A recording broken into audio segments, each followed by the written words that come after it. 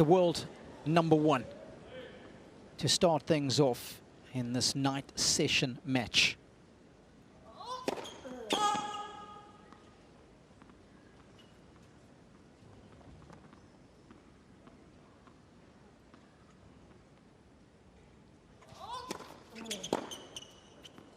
Well, Fitzy, I think it's worth mentioning right off the bat the fact that he has changed his service motion slightly during the off-season. Watch where the ball is placed now when he starts his motion right at the top of the racket. Used to be at the throat. Not too dissimilar to the way Novak starts his service motion.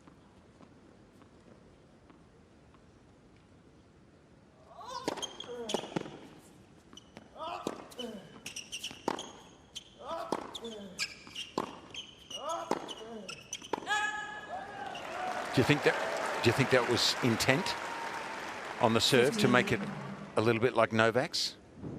Well, certainly in the start, you can see the dipping of the wrist. He's definitely pulling back his right shoulder a little bit more. He's getting better rotation. So in the old days, they used to refer to that in Australia anyway as a bit of a goose wrist, goosey wrist, where you flex it.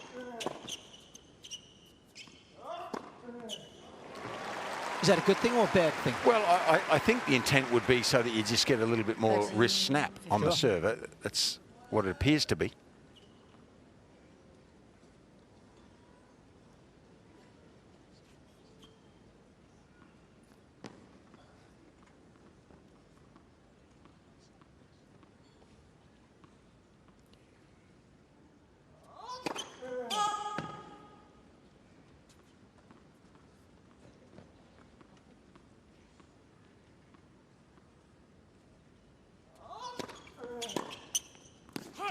Well, Fitzy, I know you're a great analyzer of the game, but so is Wally Masseur, and we've got Wally courtside this evening for this one.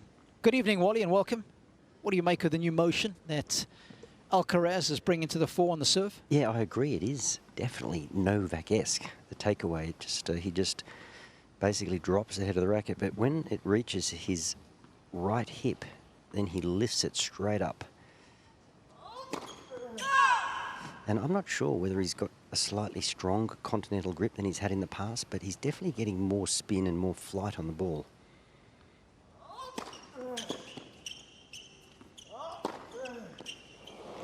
There's the power. But, you know, the big thing for me on the serve is a lot of people tinker with the start of the serve, but it's really just the position you get in to make contact. But, look, I sat courtside the other night when he played that exhibition against Alex de Minaur, and he served really well. And one of the things that I thought in past years that he didn't do particularly well, Carlos Alcaraz, as we have a look at this crushing forehand, that is a thing of beauty. He didn't really get the ball to jump off the court. He didn't have a heavy clay court kick serve, if you like, which is unusual for a Spaniard, but that seems to have developed with this new style. And while he's not tall by today's standards in tennis, by the modern standards, he's about 6 foot, 183. And if he does have a stronger grip, like a stronger continental grip, that will encourage him to get a bit more spin. Maybe that helps him, you know, particularly with the height he stands at. Yeah, just gives him a bit more flight, a bit more margin, you know, a bit of flight through the air, and then you get that kick off the court. I mean, he's so dangerous. If he can hunt forehands on the back of a heavy serve, he's in pretty good shape.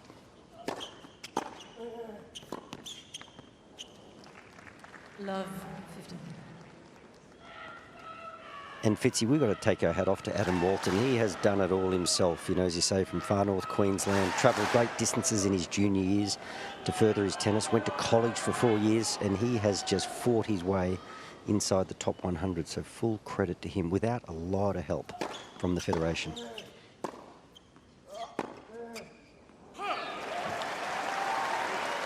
That's huge props. He spent 5 years at the University of Tennessee. Was a standout there. Finished #2 in the country behind Ben Shelton in his final year. So those are the kind of numbers he was posting throughout the course of his college career.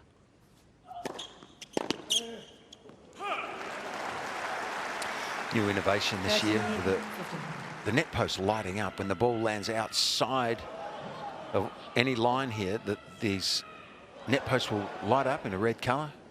Quite spectacular, actually, especially at night. Yeah, didn't have it on for the day session. Must be a night session. Things, of course, Fitzy, you love the bright lights, red lights going on and off. Stop it.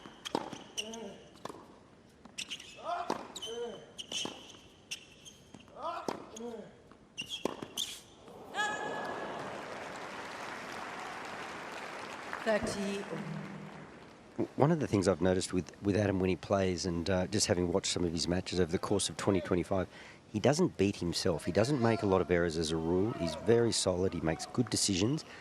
My big question mark is, does he have the power off the ground, particularly in this night air, to really threaten Carlos?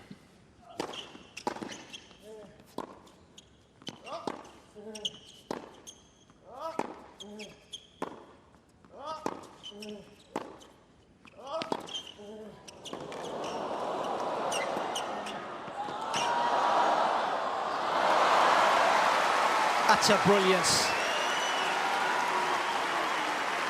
Look, Adam did nothing wrong there, Robbie. Nothing at all. He played a solid point. Good first serve again. He was on the defensive straight away from the return. And Carlos played a perfect point. And that's the scary thing. If you're Adam Walton, you can play a great point like that and still lose it.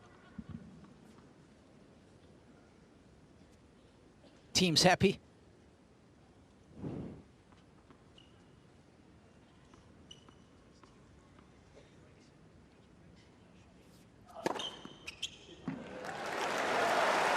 Such an important shot for him. Needs to serve well, of course. I know it's early days, but so far you can't help but be impressed with the body language and the fact that he's not trying to overplay Adam here. Yep. Just playing within himself. It's a good sign for me.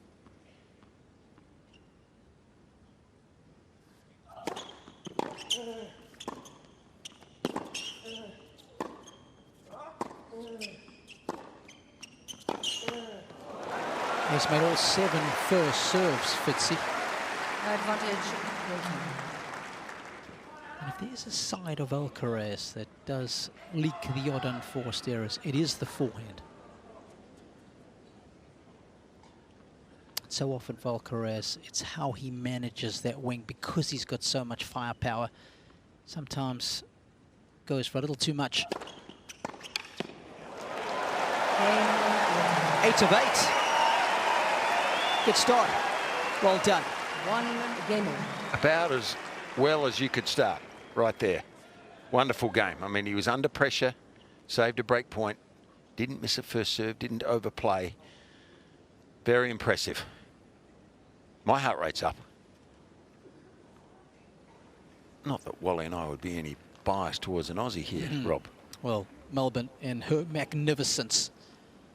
What a welcome she has given us on day 1 of the 2026 Australian Open.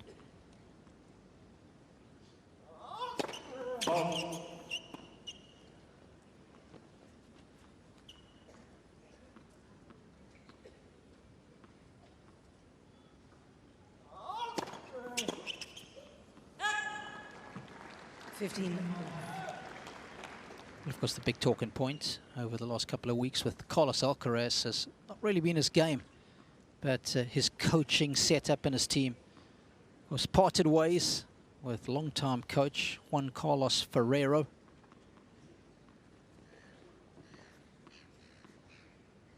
And I think we were all a little bit surprised when that news broke, Fitzy.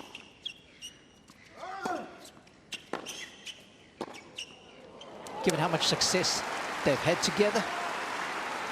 Generally, when there's a split between a player and a coach, it's normally off the back of some poor results or a bad season. This is the exact opposite. He's finished world #1. He's won 2 majors. They've had so much success together. They've only been on the up. So I think that's why we were all a little surprised Sam Lopez taking over the reins now. What did you make of it when you heard it? Surprised. Yep. Geez, good, isn't he?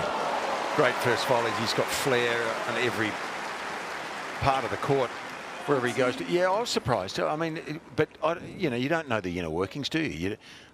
When you've got a winning formula going, it seems strange to me, but that was a bit of a Pat Rafter forehand volley there. A little bit of rest. Yeah, I think you invented that one. I don't think so. I think you did.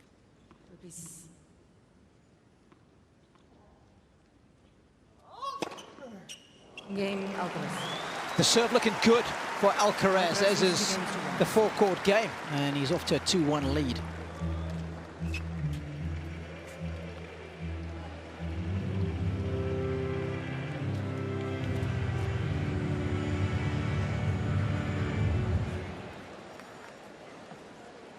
Even when he jogs, he looks like he is just bouncing around, like he's got springs in his shoes.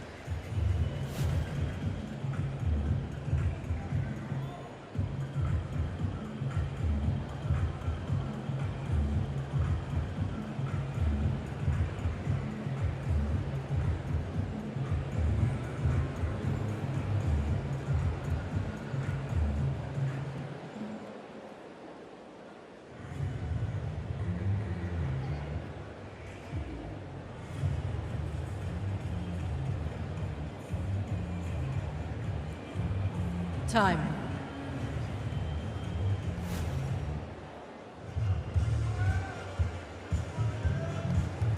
What a beautiful aerial shot of Melbourne Park. Cain Arena towards the end of the site.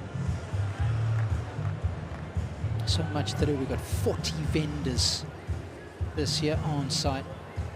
What's that on the top of the screen there? Is that Amy Park? Yes, that's Amy Park. A lot of concerts there. A lot of soccer, rugby league is played, which you'd appreciate.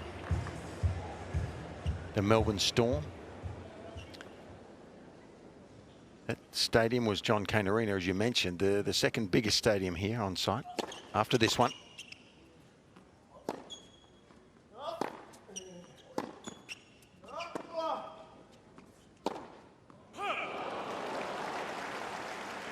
Love 15.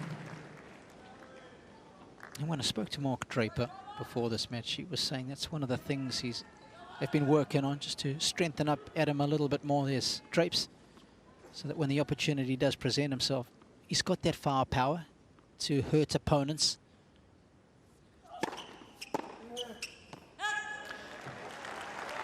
And if he said he thinks he's got firepower, it means he really believes he does. He's a man of modesty, Mark Draper. He doesn't use hyperbole at all, doesn't exaggerate the truth. He's very straight down the line, and won't oversell. So something we all appreciate. When he says something, you can believe it.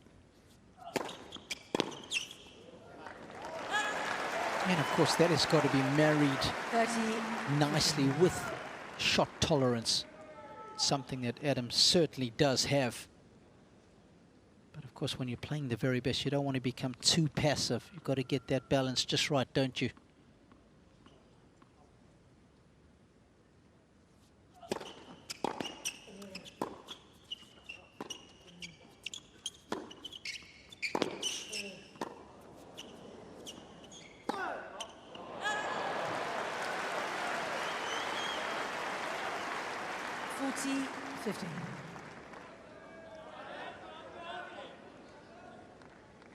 Still at 100% first serves, Adam Walton, serving him well, so to speak. I see what you did there.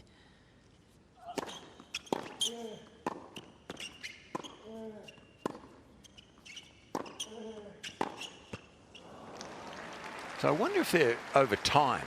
I mean, imagine if he kept doing that for a full set, not missing his first serve. I wonder if that would just give Alcaraz finally a bit of rhythm to read the speed and the angle of that first serve coming off the court.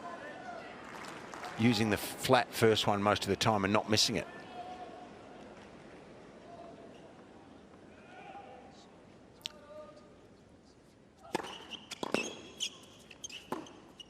Quite amazing that he hasn't missed a first serve. Well played, young man. 14 hit, 14 made. But that's his game. His game is not to overplay, and I guess that's what Mark's saying. He's got a sound base. Now it's time to step it up and add another dimension. But this is what he does really well. And, you know, some of those points, Fitzy and Robbie, where he lost the point, but he made Carlos play one or two more shots, one more volley. That's what he does well. He just makes you play one more ball. And I kind of get the feeling he's the player, that if you watch him play and it's solid, but doesn't seem spectacular. But I guarantee if you played him, you'd realise just how difficult he is. He doesn't give much away. Let.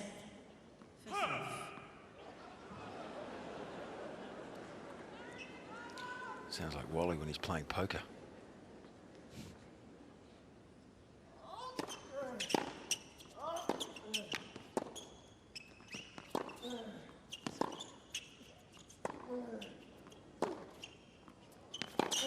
Oh, wow.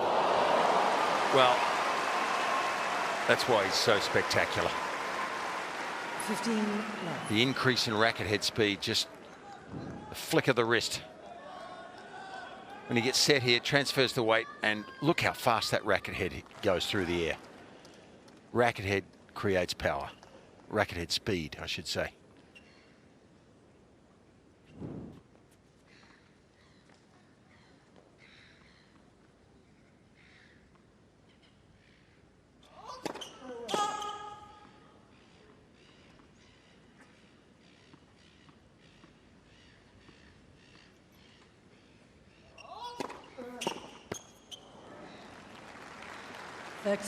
Love. Talking about taking a page out of Novak's book, especially on that second serve. We know how much Novak enjoys that particular second serve. The aggressive one down the tee on the ad side. Players are getting so good on their backhand returns these days, up high with a kick serve. It's a good antidote.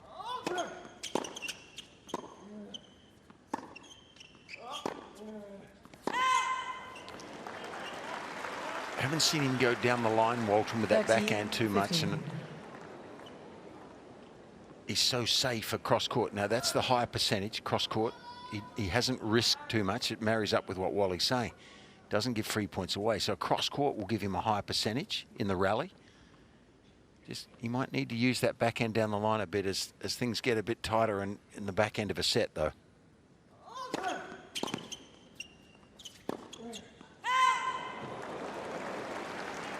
Got a quick glimpse of that tattoo on Alcaraz's arm. The dates. Right here. But he won the US Open, his first US Open, became the youngest world #1. I think it's a Brooklyn Bridge and the Statue of Liberty. There it is. 11th of September 2022.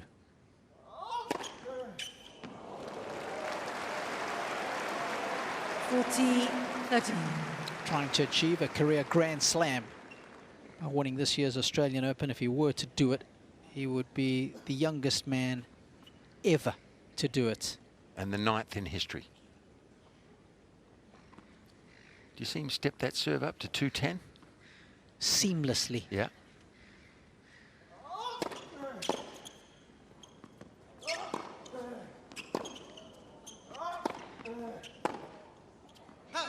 Game Alcaraz. That will to win remains undiluted for Alcaraz. 3-2 first set.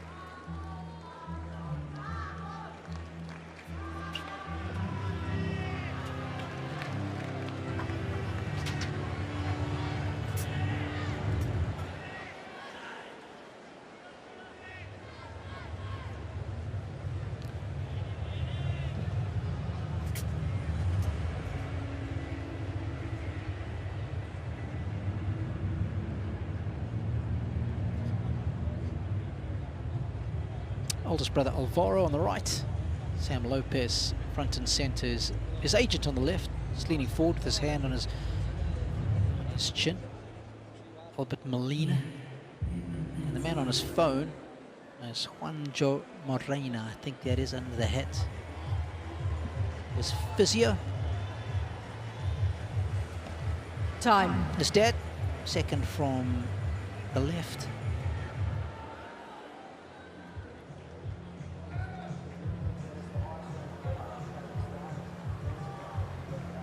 Well, this first major of the tennis season is growing into a behemoth. Opening week was a roaring success. I think we read today that today was the biggest day in the history of the Australian Open in terms of numbers of people through the gate. Well done to all concerned.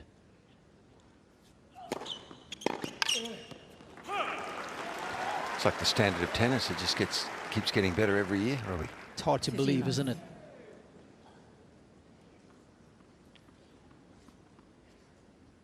That 100% is 15 out of 15.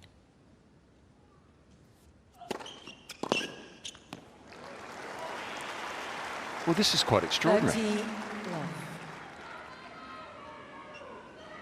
I think he realises at this point that he hasn't missed a first serve. Mate, if we could have done that, we would have won a match or two, Robbie. Speak for yourself. I'm not sure much would have helped me. Please.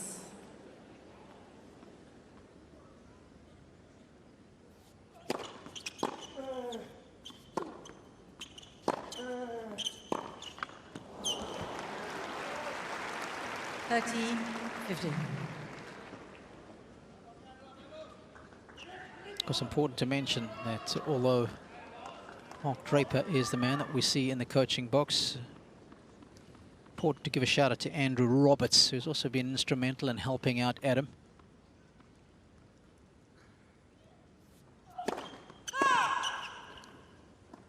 Mr. Surf. Sort of glad that tension's over, really. Yeah, 17 in a row he made. That's a problem, though, isn't it? So that one dropped down to 143, and Alcaraz immediately was on top of that. Gee,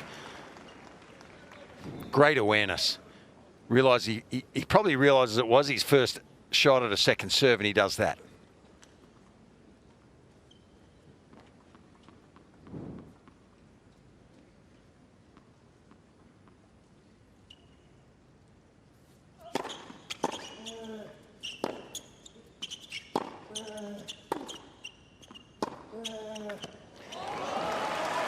So that backhand down the line is lethal. If you're good enough to hit it, you'll hit most of your winners on the backhand wing down there because the opposition is leaning across court. So Walton is leaning across court after this shot, and he just changes direction. So there's an opening there. Class. Nice way to bring up a first break point.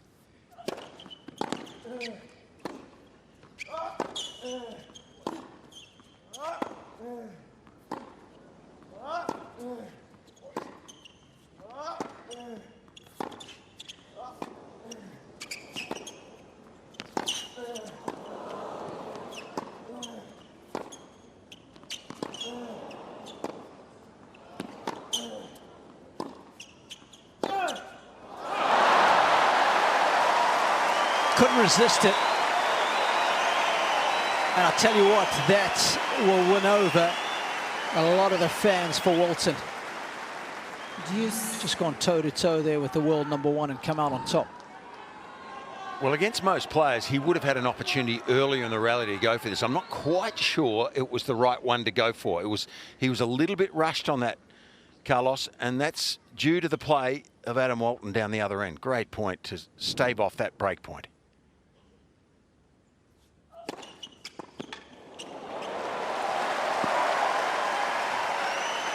advantage, Walton.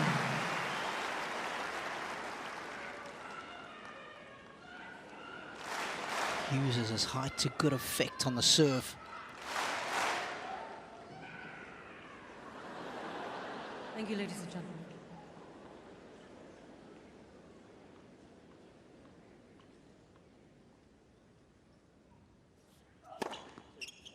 Cain Walton. Fantastic stuff from the young Aussie. And Mark Draper just a wry smile. He knows how good that last game was. Alcaraz up the ante. And Walton was able to meet it head on. Good stuff. Wally, I also want to get your opinion on the coaching situation with Alcaraz. It was Sam Lopez stepping into the head coach position. What you make of it all?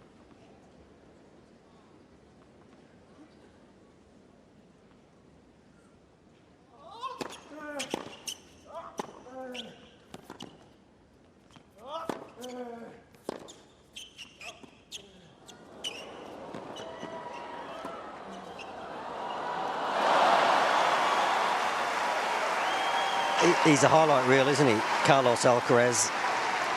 And that forehand in that previous game on the break point where he just unloaded, it's like He's a Ferrari, and when you got a Ferrari, you want to hit the gas. He just can't help himself sometimes. But look, I'm only surmising, Robbie, but you know, Juan Carlos Ferreira, they worked together for a lot of years in his formative years, and Juan Carlos is quite the disciplinarian. You know, good habits, good routines, driving standards in practice, and I don't know. Sometimes you just need a change. Sometimes it's too much. I'm only surmising.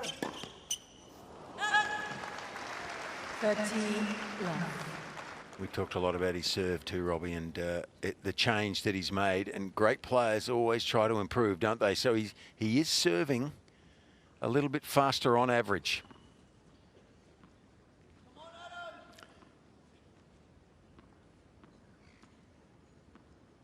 You can feel it.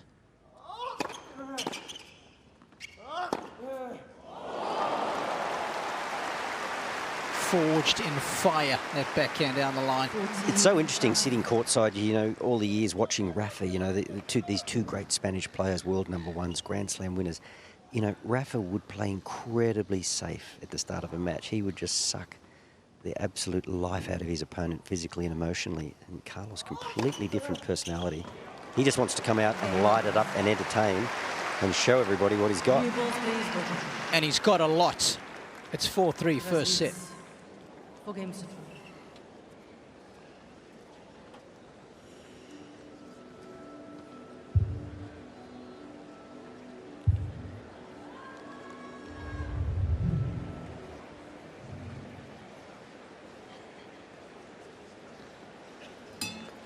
Well, he draws so many balls to the sport because they play a tournament coming into this year's Australian Open, just the exhibition match in Korea. Yannick Sinner.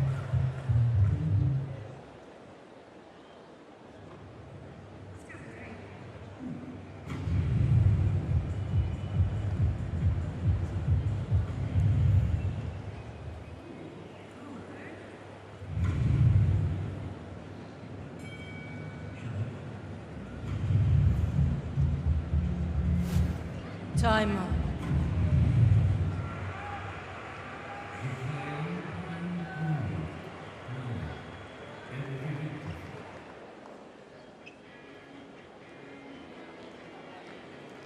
Well, 7 games in, they have been highly entertaining, and Adam Walton has really stepped up and matched Carlos's level so far. Been serving exceptionally well.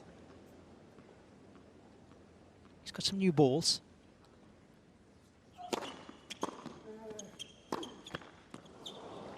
Love 15.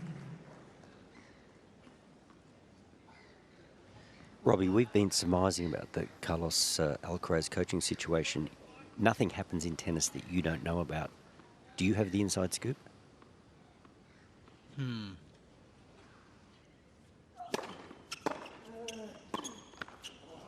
Love I was hearing reports that, first of all, Juan Carlos's contract for the next year came 2 weeks late, and that he only had about 48 hours to respond to what was offered to him.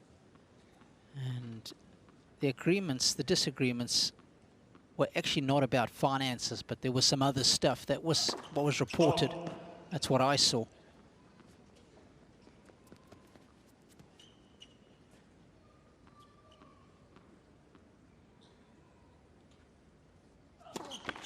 Ooh. Love Well. 14. 2 forehands clipped the tape. Yeah. From Adam Walton, and then the second serve just clipped the tape. Now, the night air, it gets cooler and cooler. New balls, you've just got to adjust your sights. He probably went to a new frame to deal with the pace of the new balls, but you've got to take this night air into account. It's definitely getting heavier.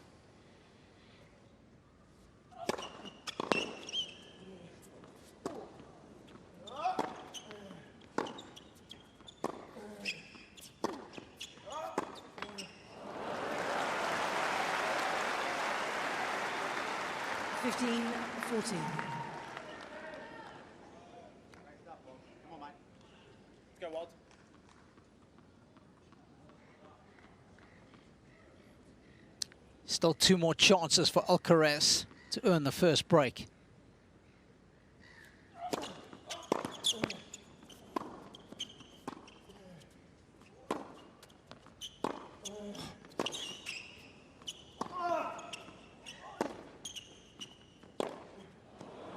He's patient, isn't he?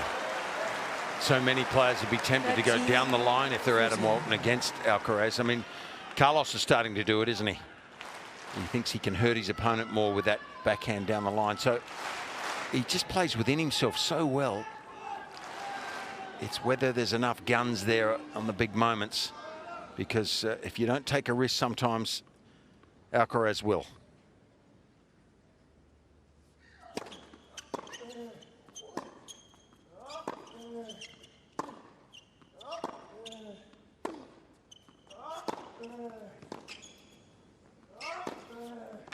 He's got horsepower, this guy. Ferociously swift forehand to get the break. Well, he won the arm wrestle, didn't he? Look where he is in the court. He's inside the baseline. The ball wasn't particularly high, but Adam Walton was pushed back to the Melbourne side. So he'd created a visual to hit the winner. A few other break points, he just tried to pull the trigger mid-rally when Walton was not out of position. And look at that bicep, Robbie. Remind you of Fitzy? Oh. Look, I wasn't going to say, Wally, but now that you mention it.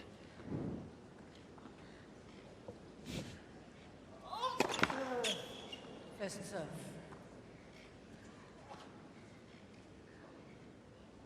He wouldn't have lost that game to a lot of players, Walton, there, would he? I mean, he made some errors, but that last couple of points. It took Alcaraz to light it up, didn't it? But that's what he can do. That's why he's the best in terms of ranking. I tell you what, that bicep is the spicy punch of some prime Spanish chorizo.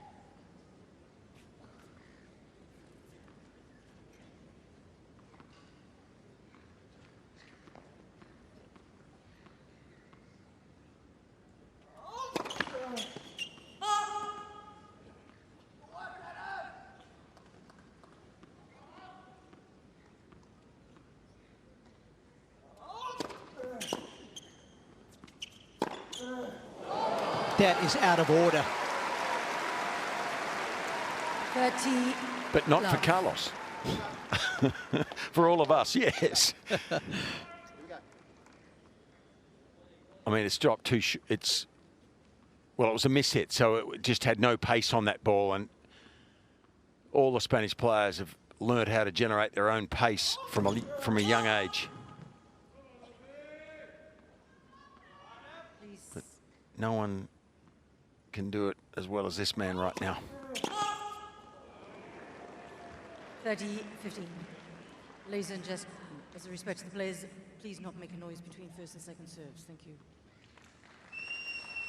Alison Hughes from Great Britain.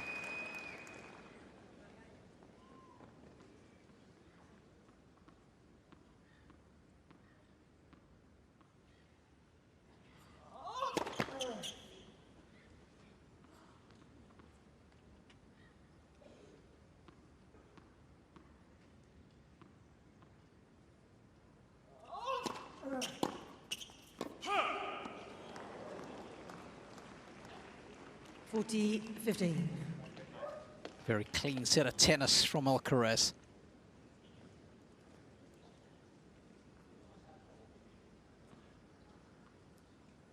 Hasn't offered up any break points to Walton.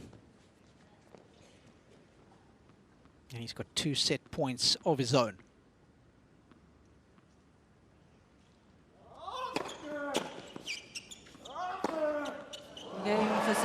Well, that forehand has melted into his strings to produce another forehand winner and wrap up the opening set by 6-3.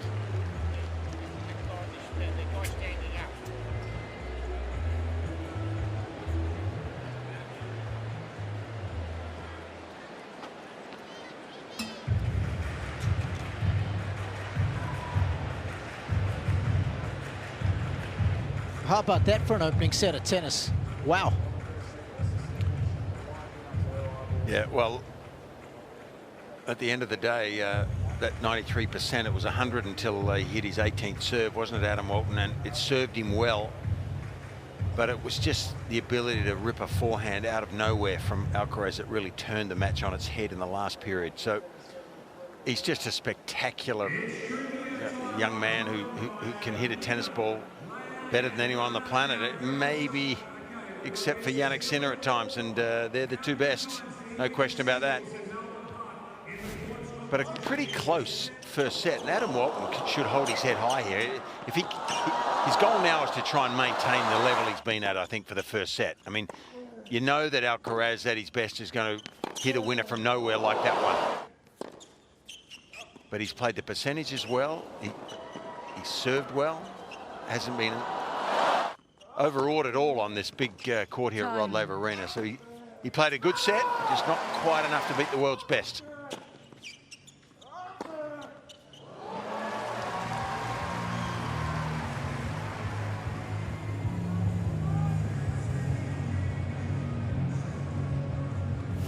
Here's a stone-cold killer, and the DJ is right on the money with an all-time classic from the Killers.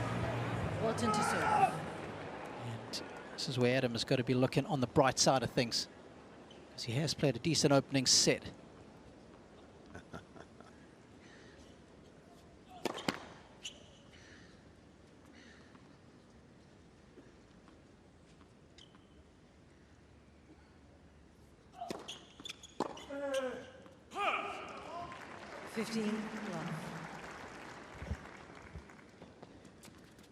Wally, is there anything you want to see Walton do differently, or were you pretty happy with what you saw in that opening stanza? No, I'm with Fitzy. I think he can hold his head up pretty high. It's he really did nothing wrong. I mean, he basically kept asking the question of Carlos, and of course Carlos has got the answers. And you know, you can't be something you're not. I mean, he has to work at things to improve. He wants to develop another dimension. Maybe he can develop, you know, a better net game. He has to keep working at things, but it's just not a tap you can turn on, certainly not in this occasion. And I think if he was to try to play big, he'd probably end up overplaying, and he wouldn't take anything out of the match. I think he's just got to be himself, play within himself, and learn from this as to what the next level might start to look like. Yeah, well said.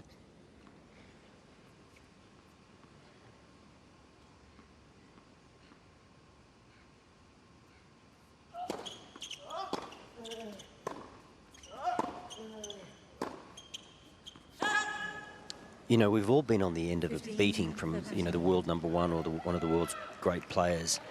And you walk away from that and you can feel a little embarrassed. But what you really have to do is go, OK, I never want to be embarrassed again. What am I going to do about it?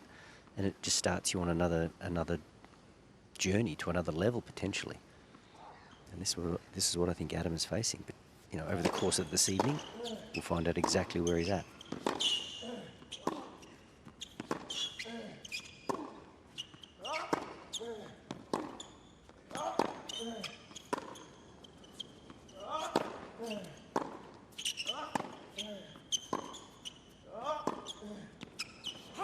Excellent.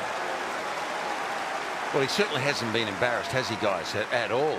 He's been very good, Adam Walton. But to go to that next level, yeah, I'm with Wally. I mean, he may have to develop a net game, or more of a prominent one.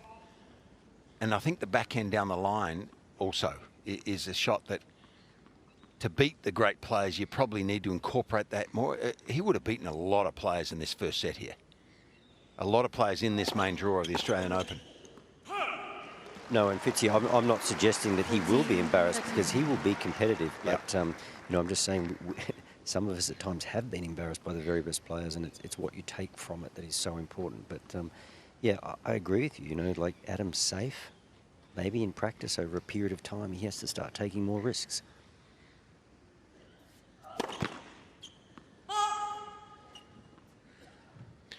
Wally and I had to console each other years ago quite a few times about the embarrassment we faced.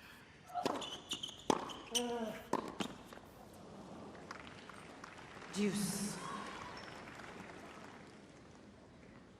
Would certainly help Adam's cause if he could stay ahead early in this second set.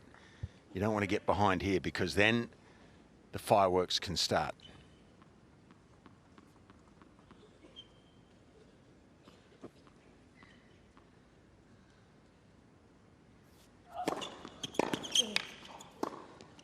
Beautiful.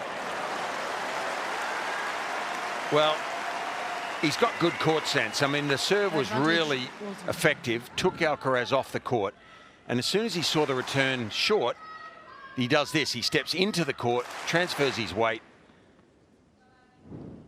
First class.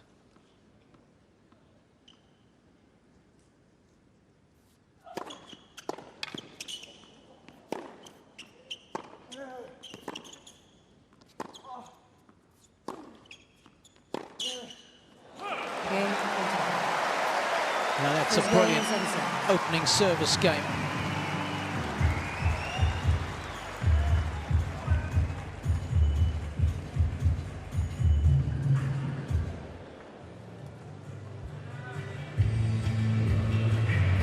Guys, the first time I saw Adam Walton play was at a Challenger in Sydney not long after he left college.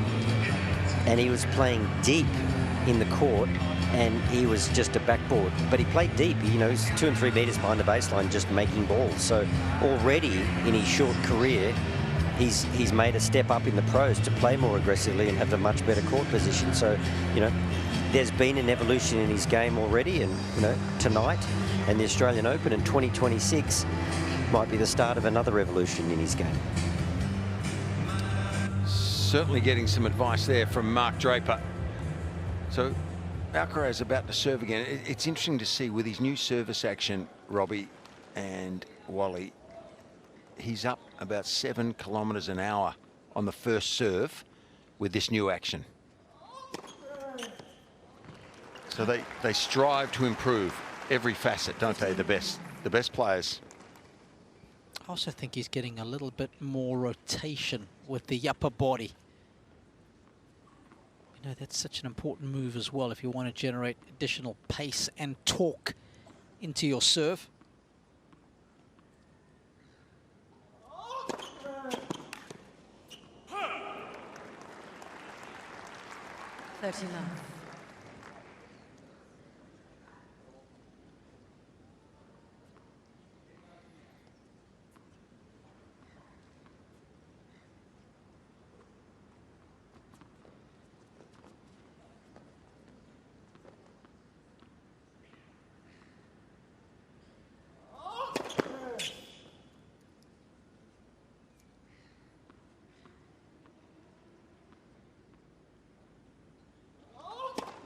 Let second serve.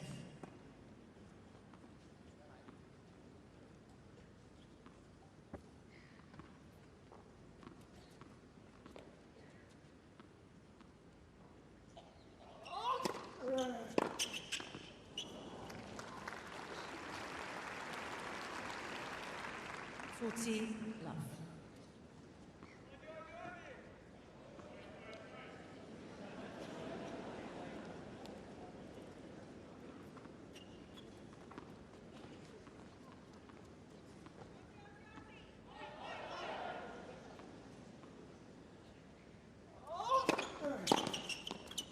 Oh!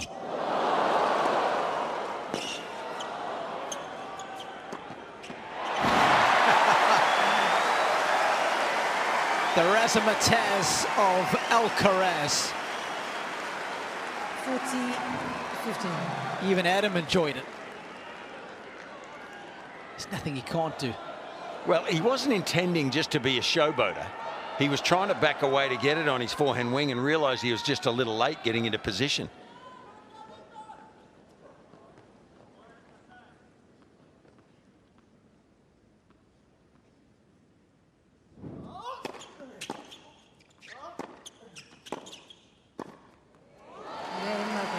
Oh, what a skill merchant this young man is. Yeah. One game ball. All you can do is laugh sometimes about how skillful he really is. Gee. But how good is it, you know, that he's won the first set, and here we are at 1-1, but he serve volleyed on a previous point, and you saw there he took that backhand on the rise, looking for a volley. We saw him early in the first set come forward, and we know, we've seen in the US Open final last year, you know, the net play and a couple of points won there at crucial times was big. So he's always working on something. He's thinking, he's a long-term planner.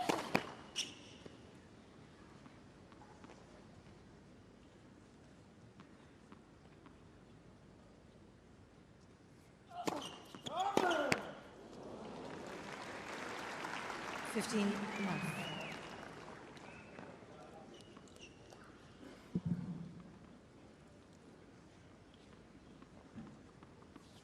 Was recently engaged to Rachel Renner. Here's Adam Walton.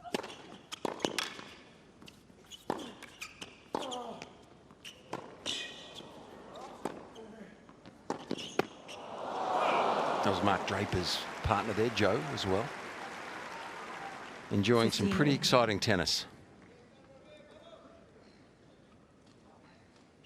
Bottom right, there's the ring. He's done well. He's done very well. Well, there's an argument to say he's overachieved, but I'm kidding, Adam. I think that's a win-win. A win-win. Yeah. He could go into a movies later on, Adam Walton, I think. 30-15. What do they say here in Australia? It's a good-looking rooster. They do.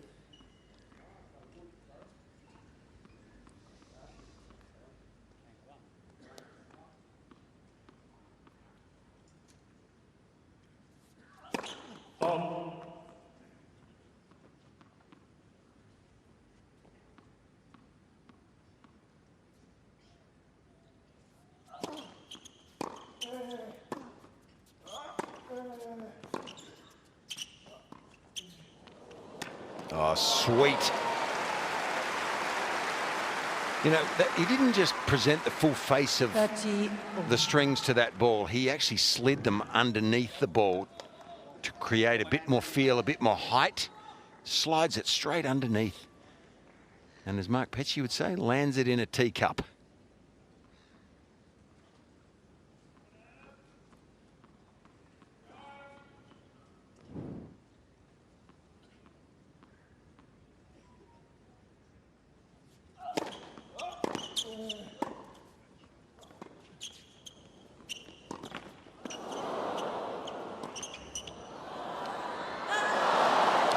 Missed it all the time in the world to think about that passing shot. 40-13. Yeah, I'm surprised he went for the lob there. That's the more difficult one to control. I thought he'd just lace one there across court.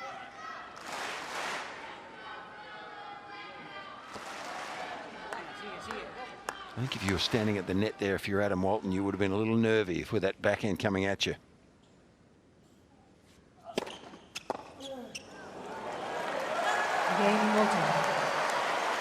Another good hold from the Aussie. Walton leads 2 games. And he's staying ahead in set number 2, 2-1.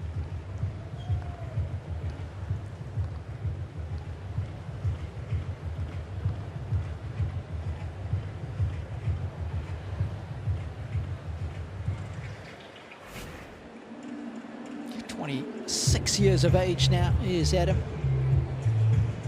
Happily engaged. He's coming off the best year of his tennis career.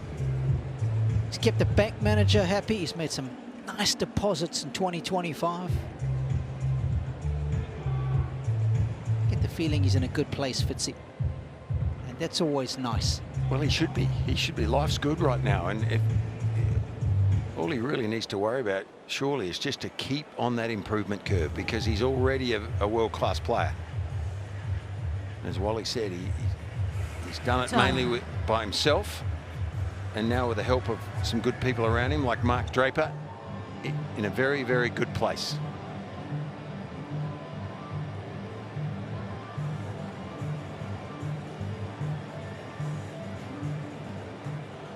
Well, we've been at it for 49 minutes, and it has been highly entertaining fare. Adam Walton has certainly held up his end of the court. Not always easy to do against Alcaraz. Very competitive opening set. And the Aussie started well here in the second. That well. Jaw-dropping return. 15. Put that in your jumper, Wally. Must have seen the serve coming. He was on it like a flash, cut off the angle, move forward. Absolutely perfect timing. It was not a bad serve.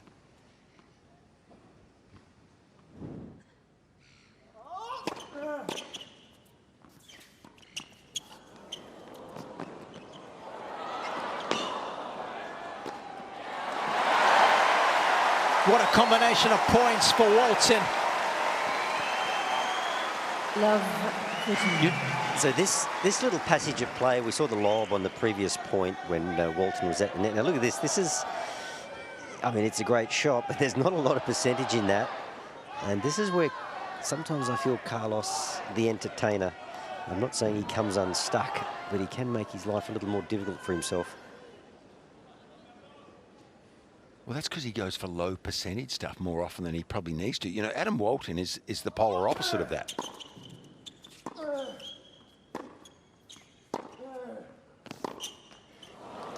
Adam picks the right shot, the right percentage shot to hit the majority of the time. And that's why against most players he'd be hard to beat, because he understands the percentages of this game.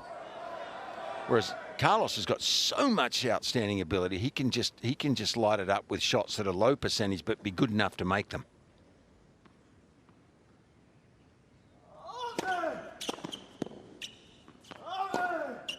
Make them more often than most players. I'm not saying Adam can't at all, but he does choose the percentage play most of the time. And I was just thinking, if, that former #1 from Spain, Rafa, it'd be about 4-3 in the first set if he was playing Adam Walton, but Adam would be asking for the oxygen. It'd just be a completely different scenario.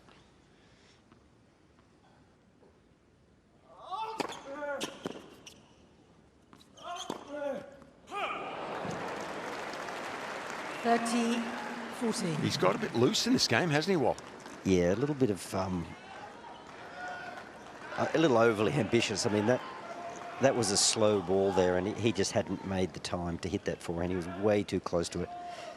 So he's dug a little hole of his own making here, 30-40. First break point of the match for Walton.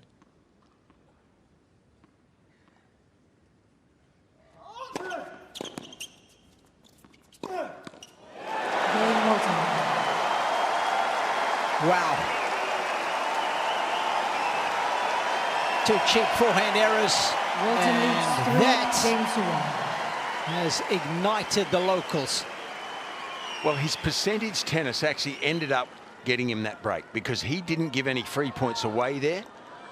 He played the right shot at the right time to give himself the best chance to win the point. It was Carlos who went for the lower percentage stuff, and for once it came unstuck.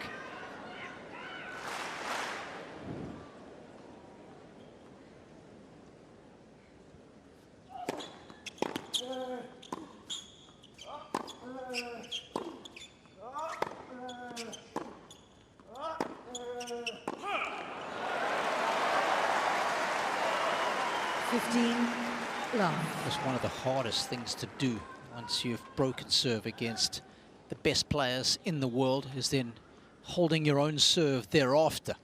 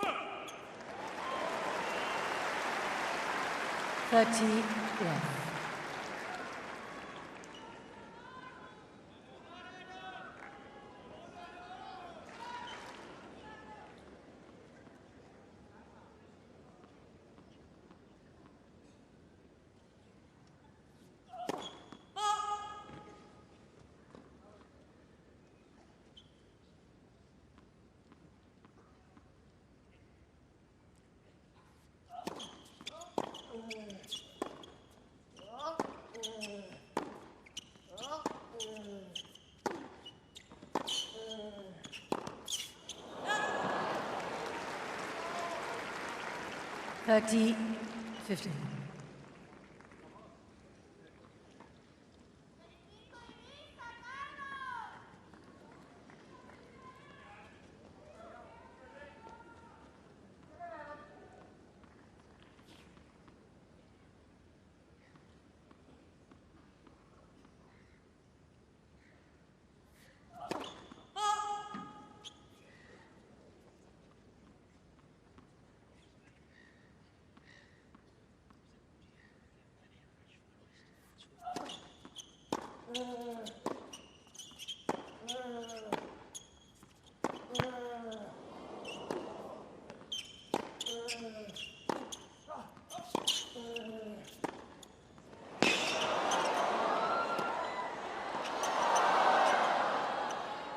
Oh.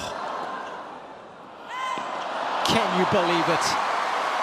The nuclear athleticism of Carlos Alcaraz on full display there. 30. Well, I'm loving his backhand across court, Walton. He set up the point, but he couldn't quite get into position well enough to put this away. He should have won the point from there. Just a little slow reacting to the smash. He was intent in getting forward, and it was an awkward smash in the end, and it cost him the point. But loving the fact that he can take that backhand across court with such angle.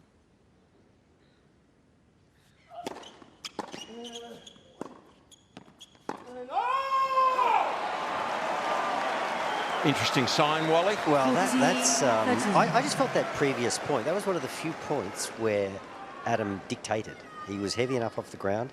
You talk about the backhand cross court. There was one forehand cross court there that was heavy, got Carlos out of position, and once again, that was an errant shot. He was 3 meters behind the baseline trying to pull trigger line.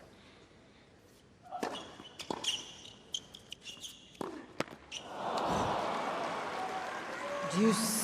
Such a key game, this. Just having a look back at 61 matches that were charted of Alcaraz last season. I can tell you, he breaks back about 27.5% of the time.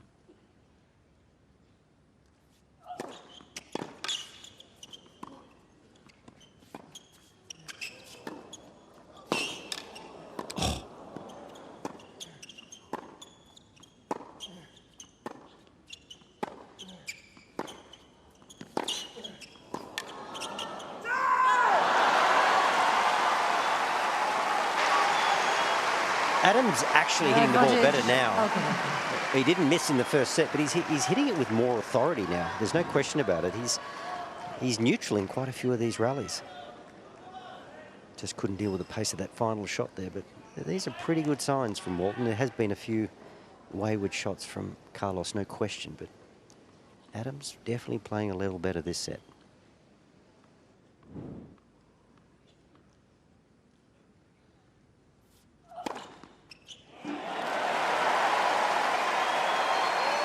Deuce.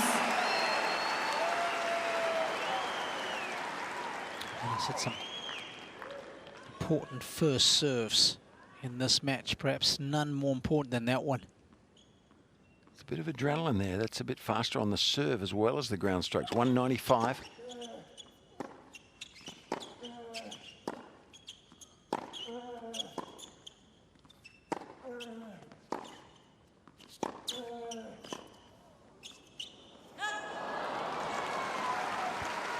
Advantage, Alcaraz.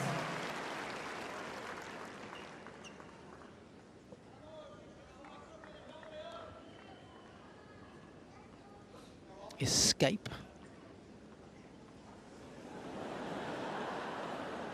Brilliant. It's not easy to escape from him when he's hitting the ball that well.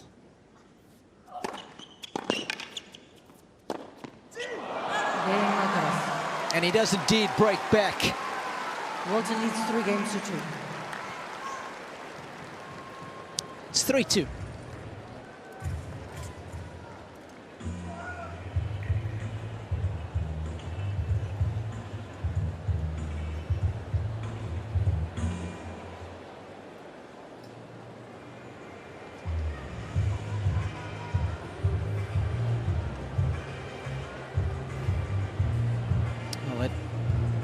Ability to break back and get the boomerang break. Something that the top players do just a little bit better than anyone else.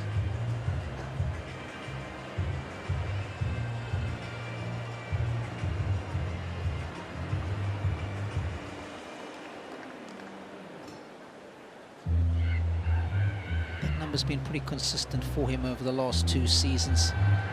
Breakback percentage of just over 27% once he's got broken. Time. How quickly he responds in the next game.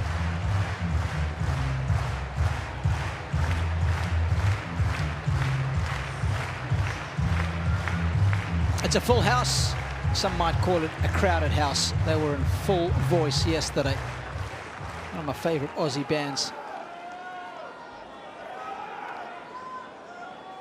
Interesting, guys, in that final point, Adam backed himself into a corner, backhand corner, so far that he had to hit a winner from the fore and he made an error. Carlos did it a couple of times in the previous game himself, and you wonder why guys with backhands that are so safe are so intent.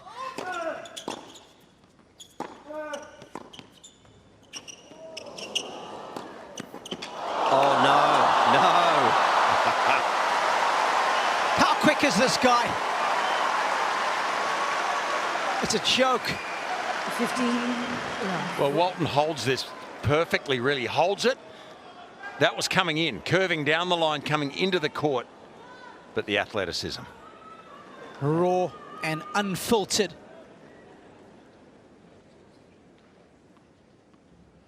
Spectacular.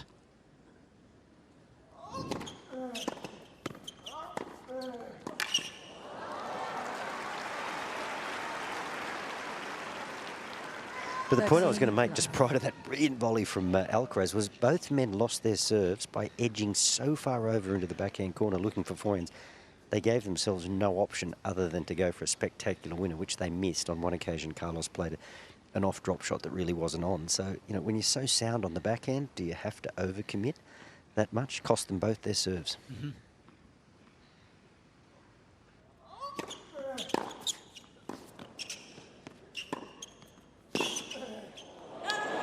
Well, I'm loving that backhand of Walton's. And it just backs up what Wally's saying. 15. If you possess an accurate ball like this, you just got a little excited, I think, on that example of that forehand. He backed away in the previous game. You know, he's enjoying the moment, tried to come up with a better winner. And this backhand's so good. He can just wait with the two hands and still hurt the opposition. 14, 15. I don't know how much time Alcaraz devotes to volleying in practice, but, you know, the greatest volleys in the world would have been absolutely stoked with that backhand volley he hit previously. I mean, it was incredible.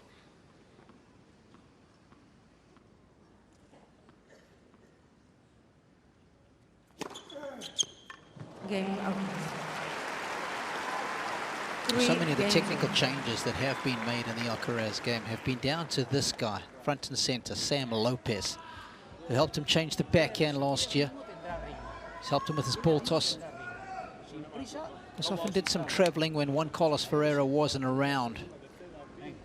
And I had a look back at the weeks when only Sam Lopez was on the bag. And I tell you what, on the 4 weeks when it was only Sam, Alcaraz won 3 of those weeks. He won in Monte Carlo, Cincinnati, and Tokyo. And the other result was a quarterfinal in Qatar. So he certainly knows his stuff.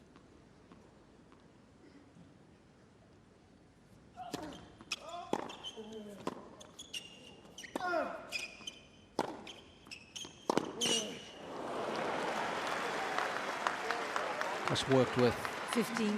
Pablo Carreño Busta for so many years. He's got a great tennis brain. He's been around a long time. He's seen Alcaraz from a very young age develop under the tutelage of JCF. 30 love.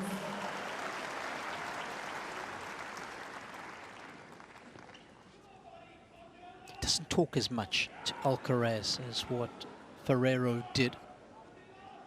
Constant dialogue when Ferrero was sitting in the coaching corner.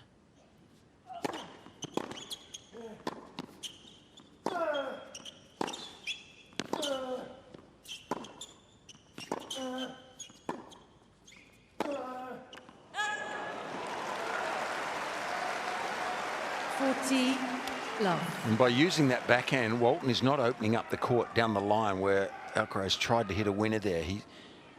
It doesn't take him out of court to his left as much, so it enables him to cover more of the space.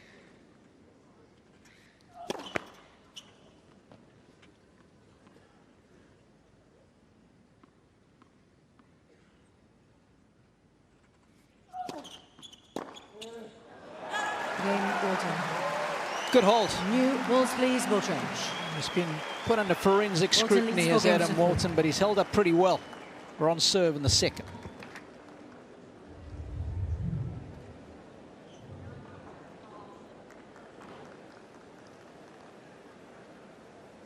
Well, how about this for a point? Walton's done so well there to keep the ball below the heart of the net. It was a young German at one stage. He used to hit a couple of volleys like that back in the day. Red hair? Oh yeah. Champion here on 2 occasions. Boris Becker. How often did we see him make a lunging, diving volley like that? So often, I think, when we talk about improving a volley, it's not so much about how you execute it, but how you move. Time. And that dynamic lunging is so different to moving on the baseline.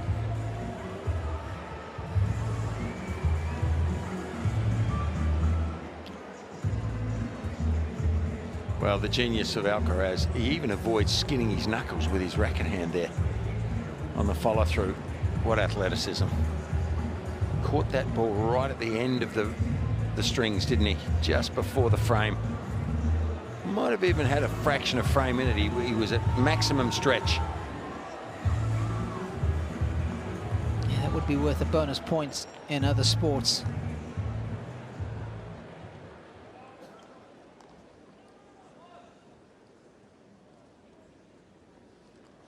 Some new pelotas.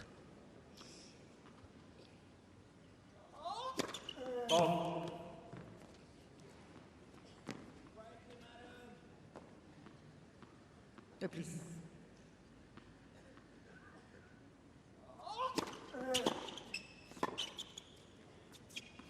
You know, Wally always had a soft spot for new pelotas. Did he? Tell me more.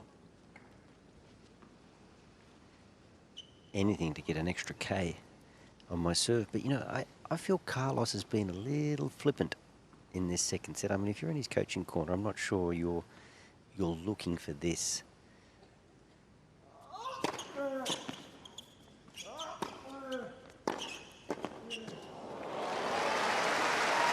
I mean, he put his foot down after he'd been broken, but it's not so much that he's making errors, but some of the errors, I mean, even the last point of the previous game have just been, they just haven't been on. They've been wild.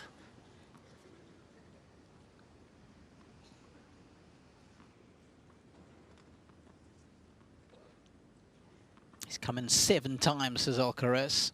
And he's 1 or 7 in this set.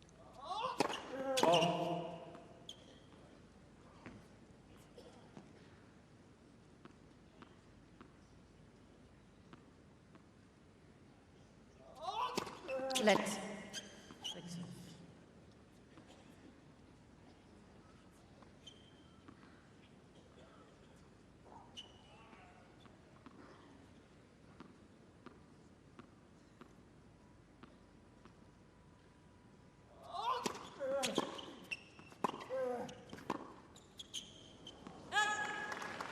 $30-15.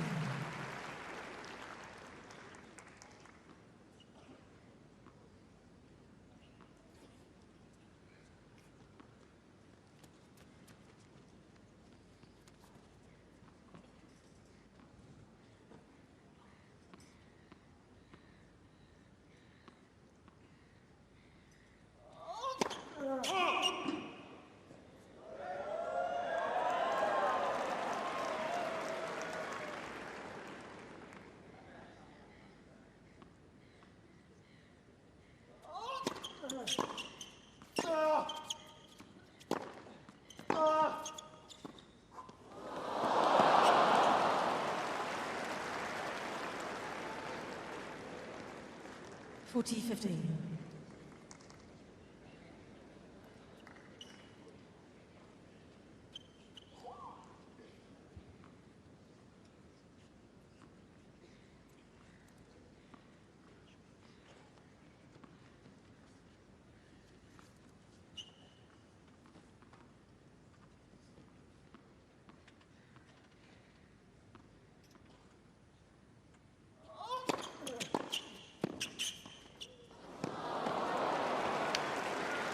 Another example of what Wally's talking about, just going for a bit too much flair. I mean, he's up 40-15 there, so not overly dangerous, but he really has given up some free points.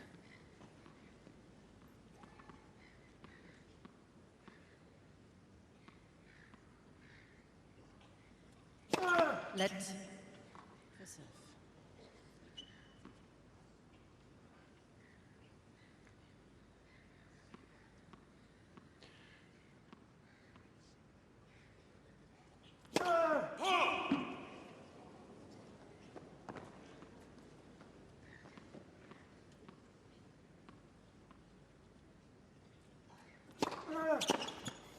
game Alcaraz. 4 games all.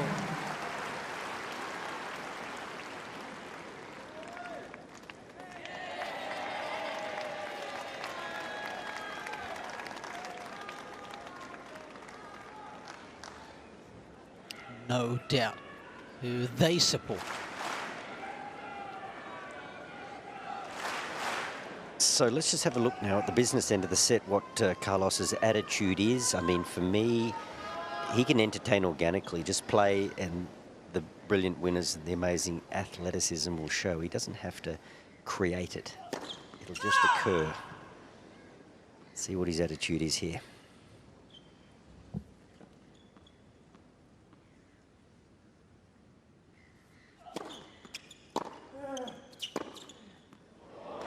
Well, we haven't seen too many of those, Fitzy. No, good point. And we have tried to make that point over time. His safety shot is across court.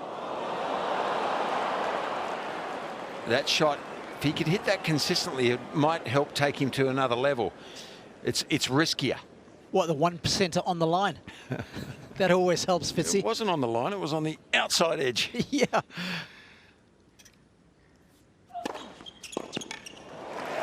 99% out is 100% in. 30 love.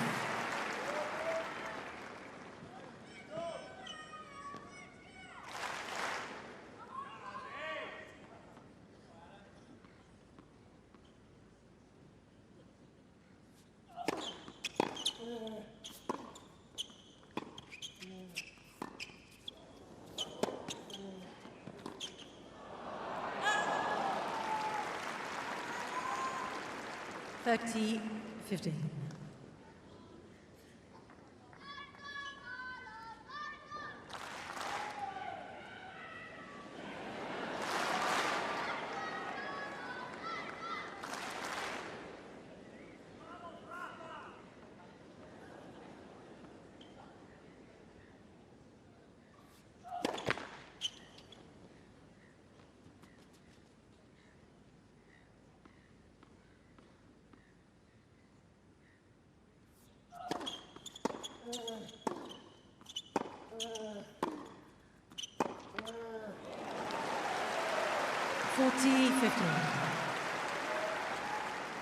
Well, he's missing opportunities just to play a little bit more consistently, isn't he, Alcaraz, and wait for the moment.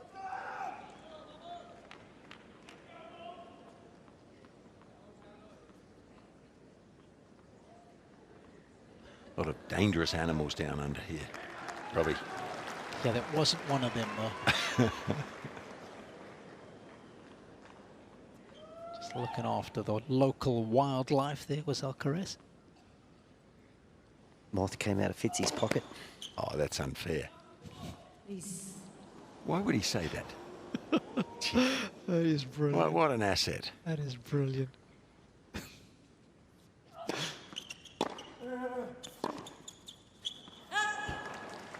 Big moment here for Adam, though, isn't it? If he can get to 5-4 here.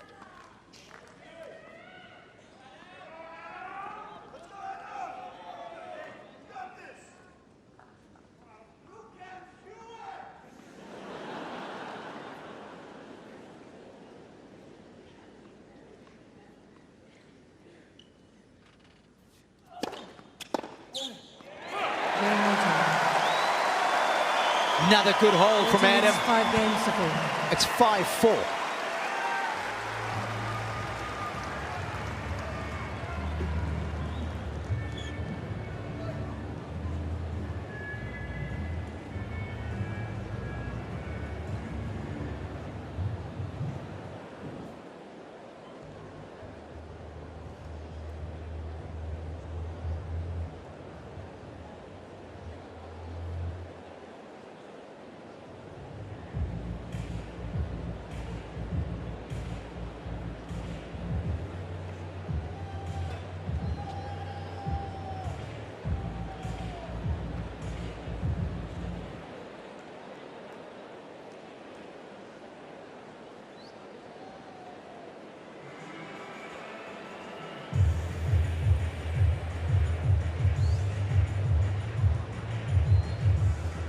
Time.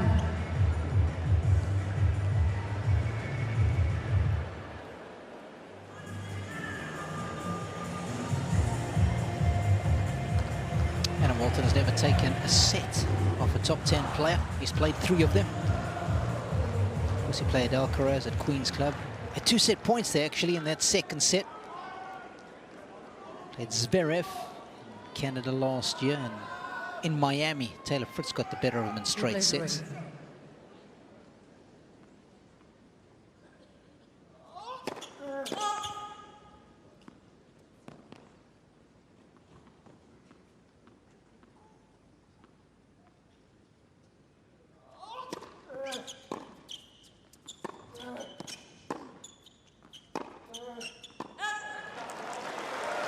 Love 15. Best win of Walton's career, if you weren't with us at the start of this match.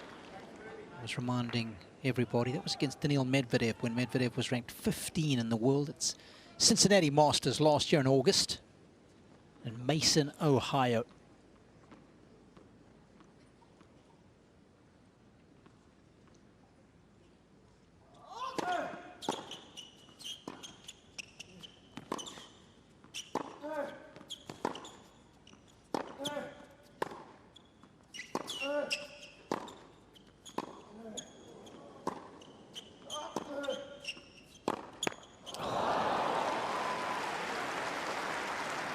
Such a shame. 15. In fact, it was the forehand that he had the most amount of time on that he missed.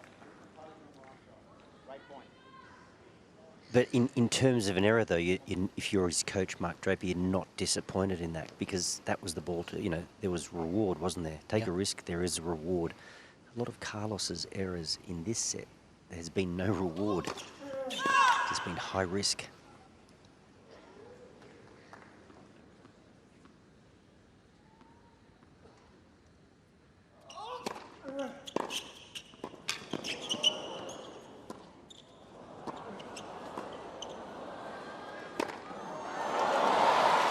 He had a chance, didn't he, Walton, there? Interesting serve and volley at 15-all from Alcaraz. If things go pear-shaped here, he could lose this set. But Walton had a chance, I think, to pass. I sensed that he would pass that one rather than hit the lob, but he's too good an athlete to get that ball over.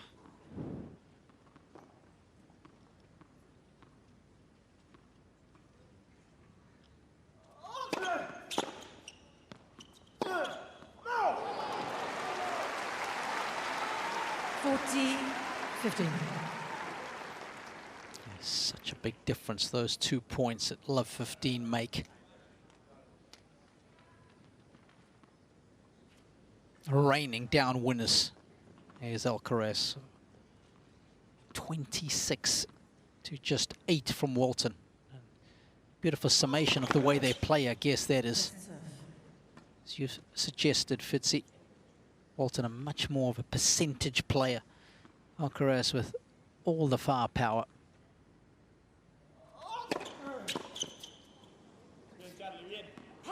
Game, Alcaraz. 5 games over. I called the match when, exhibition match, when Alcaraz played de Minaur, and Alcaraz, maybe because de Minaur is a slightly shorter player, it plays further up in the court, I don't know why, but Alcaraz was quite keen to play some high, heavy backhands. He played a lot of slices. He kind of really broke up the rhythm before playing that stinging shot with power. Tonight he's kind of gone for power. There's been a certain sameness to the trajectory and the pace of his ground shots, and it's almost like Walton has been played in to a degree. He doesn't seem as threatened by the pace. Maybe it's the cooler night air, but he just seems to have enough time at present to deal with the power of the Alcaraz ground shots.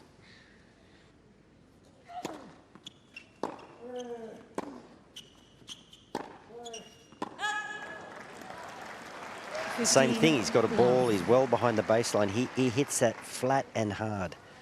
There's no thought of maybe throwing it up a little higher, making Walton potentially generate his own pace. He's feeding off the Alcaraz pace at the minute.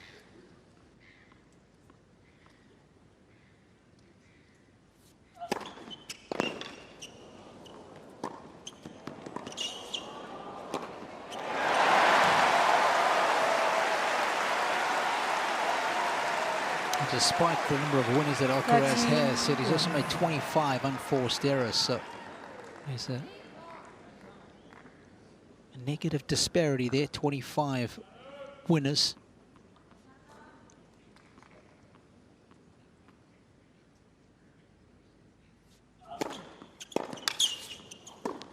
There's that backhand.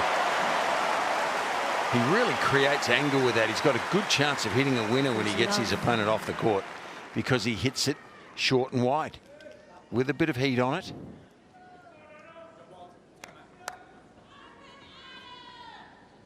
And for the first time, that pattern of play has worked well.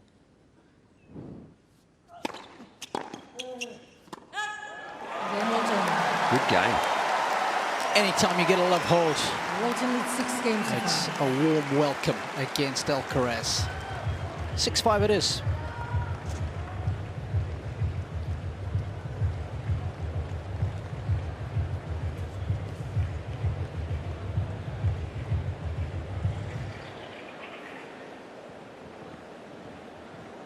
I've been so impressed with the base level of play this evening from Adam Walton.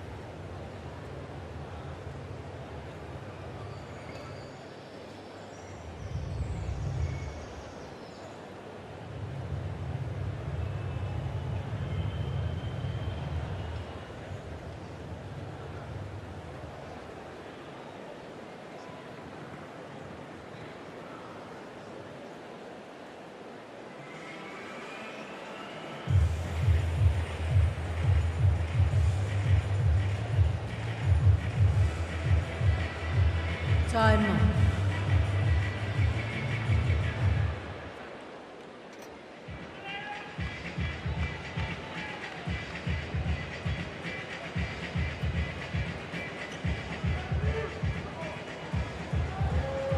He's a pretty popular dude. He's Carlos Alcaraz. Being a good wingman for his sister, that young lad.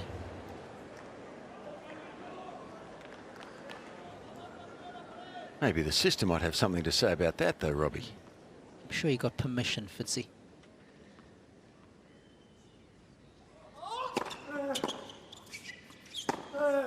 Oh, wonderful. Well, that's a typical back-away forehand hooking inside in, isn't it? He's so much racket head speed that creates that spin and allows him the control. He's everywhere. He is a very popular young man.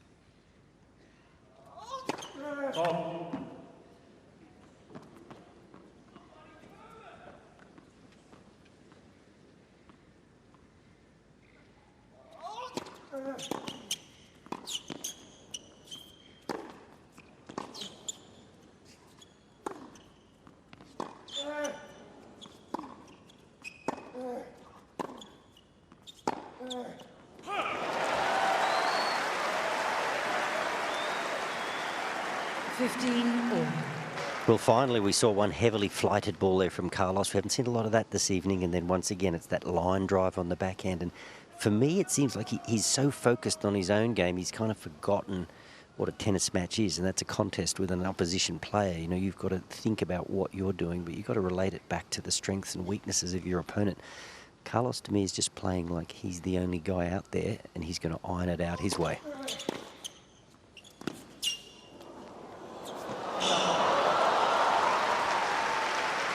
How good was that? 30-15. Practiced in the art of deception. Well, when he hits a drop shot, he certainly has a bit of extra artiste about him. He comes under the ball so violently that it makes the ball spin and like dig into the surface almost and stop. Gives him a few extra feet of room to play it.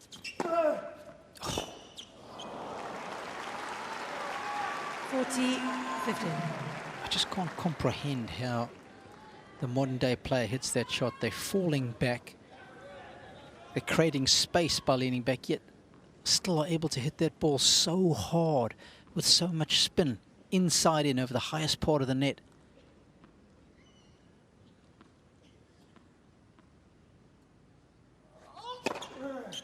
Game Alcaraz. 6 games all, tiebreak. It's a very clean service game. It'll take us into a tiebreak. Of course, they played a tiebreak at Queen's Club last year on the grass courts there in the second set.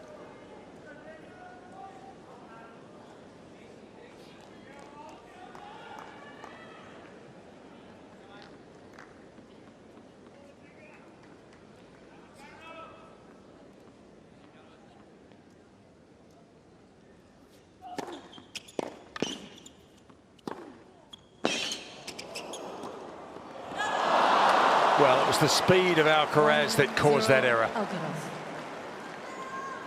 Didn't do a lot wrong, Adam Walton, until that last volley, but he saw how quick Carlitos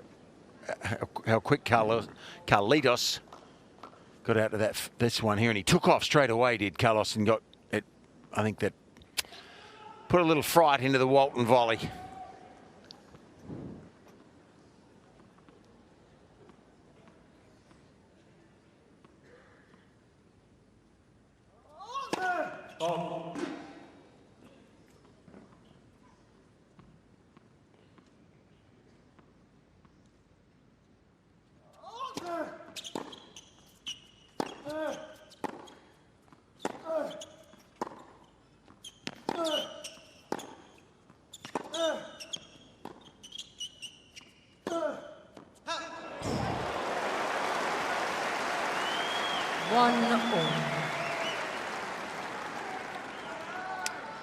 Maintaining his game plan.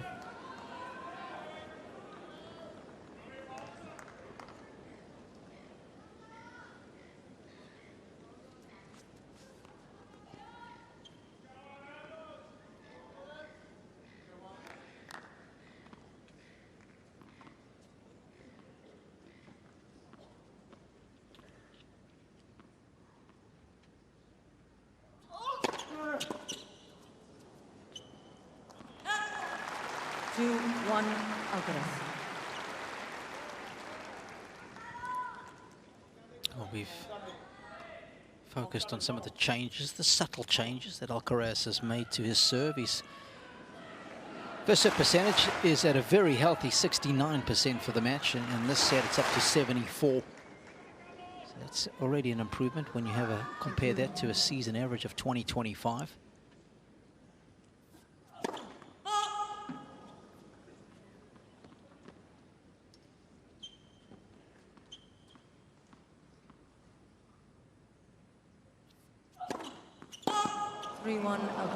64%. Now the first serve percentage throughout the course of last season for Alcaraz. It's a nice little uptick here, and this opening match, it is not what Adam Walton needed.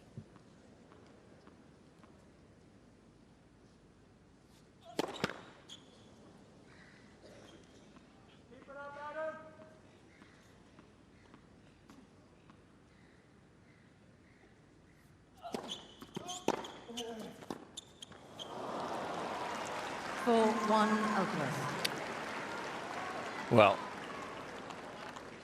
disastrous couple of points there for Adam Walton. That's all it takes at times. All of a sudden, this lead looks large. Yeah, double mini break.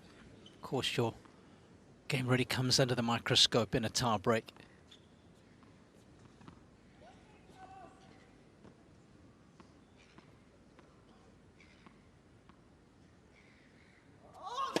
Let's. First serve.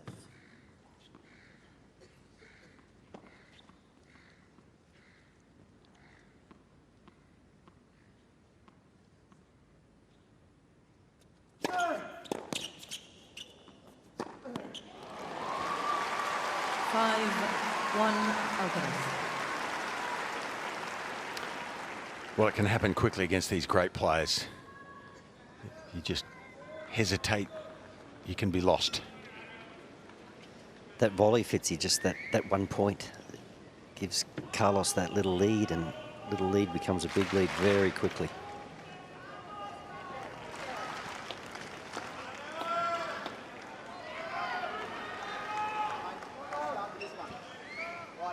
with this one. Come on.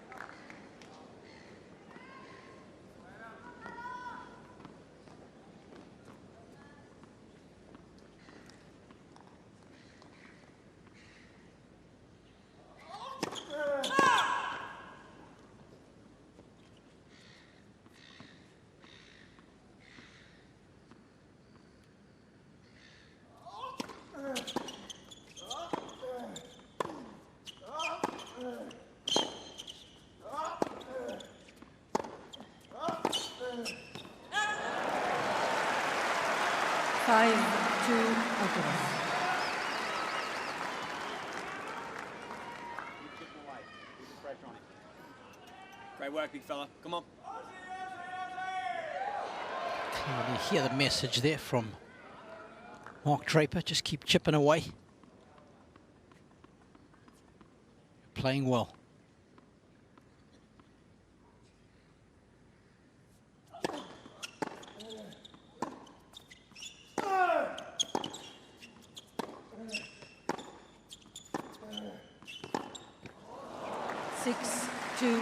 Alcaraz.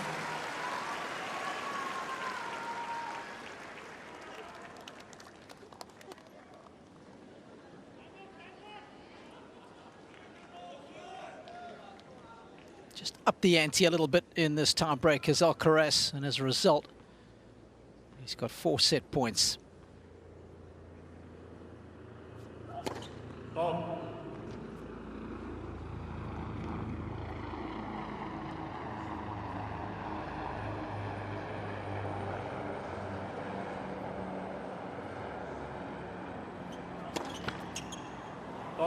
Game second set, Alcaraz. Oh, it's a tough way to lose a set. 7 games to 6. Pressure taking its toll on Walton, and it's the #1 seed who has a 2 sets to love lead now, winning the second in a tiebreak.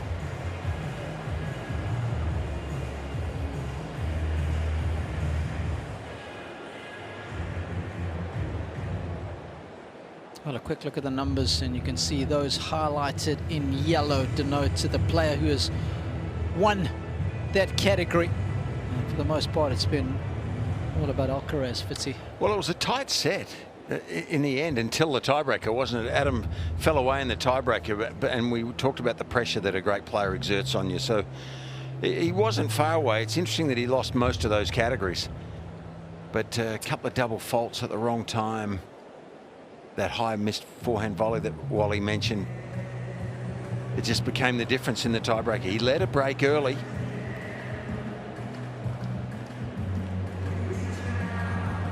So pretty close, but a 2-set deficit is mighty deep. A hole that is very deep for a player to be in against the world #1.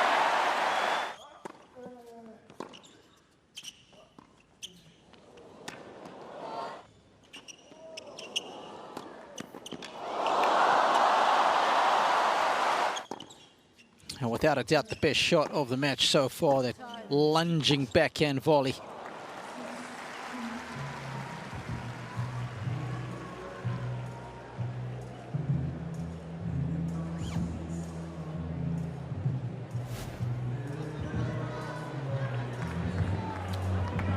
DJ's brought his A game, and rightly so, with Carlos Alcaraz in the house. Only the very best will suffice. How's your music knowledge? I can very quickly say not as good as yours, not even in the same realm as yours, Robbie. It's a classic. Wally, how about you? Well, I know what that was. Oh, okay. Our mate Hugh Jackman was spending a bit of time with Neil Diamond recently, by the way. That's our vintage, Robbie. It certainly is. Saw Neil Diamond at this very stadium. Wow. Yeah.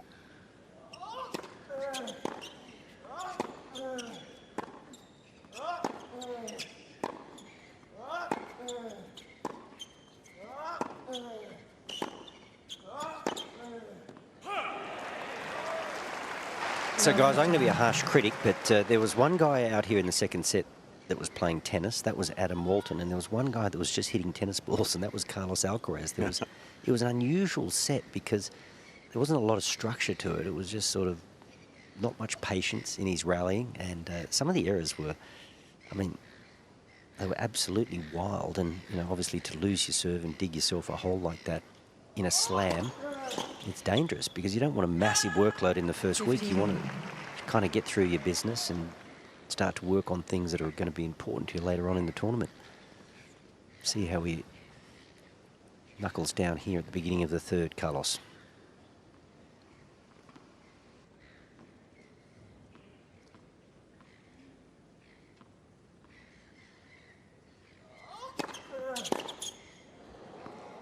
And Wally, I think that was something that was so impressive at the US Open for Alcaraz. I was courtside for his very first match, which was a potential tricky match against Riley Opelka. Don't know if you remember it, but he broke him a couple of times. 3 break points he got a look at. He converted on all 3, which is not easy to do against the big American. And it was such a focused match from Carlos. And it was almost the perfect opener for him into the tournament. He needed to be sharp. He was sharp, and he just carried that through all 7 matches at Flushing Meadows.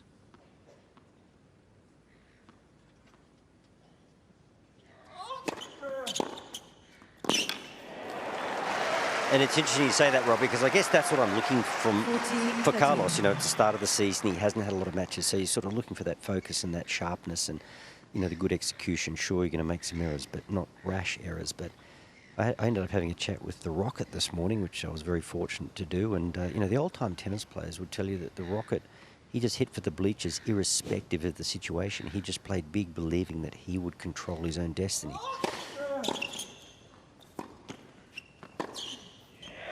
So you've got to start to think, you know, Carlos is in that vein, isn't he? He's got all the shots and he's going to control his own destiny. So maybe he sees the way forward is hitting out, playing big, using all of his shots, and he'll eventually find the range.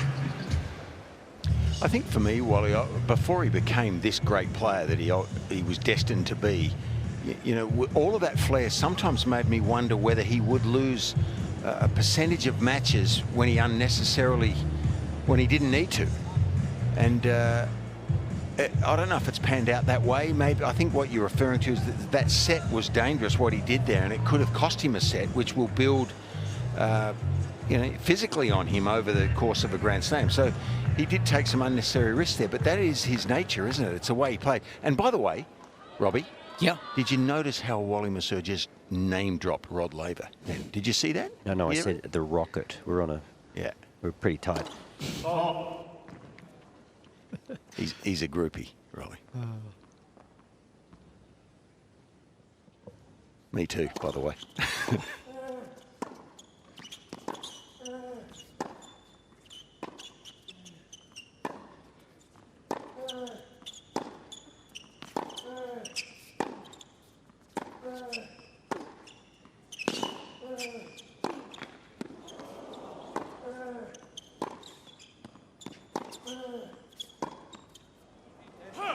Well, we've got access to some pretty amazing stats here when we do this job, and one's just come through that won't be good news for Adam Walton. Hit us up, Fitzy. Well, a great team is producing this, not me or you at the moment, Robbie, but 50 times Alcaraz has won the first 2 sets at Grand Slams.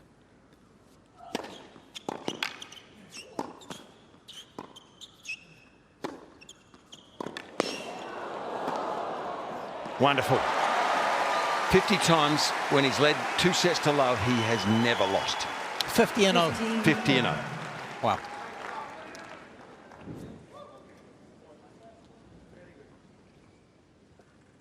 So you're talking about having to defy the odds to the nth degree. It's a backhand beauty from Adam right there.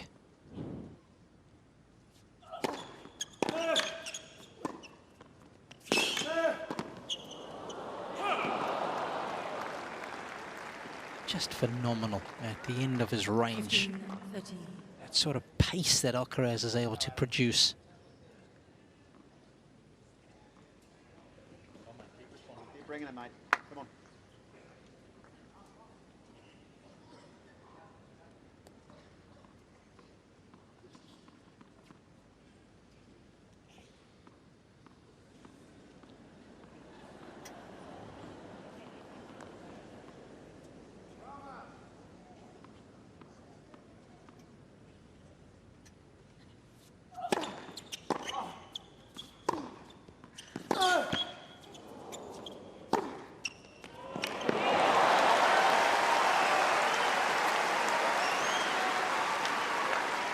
30.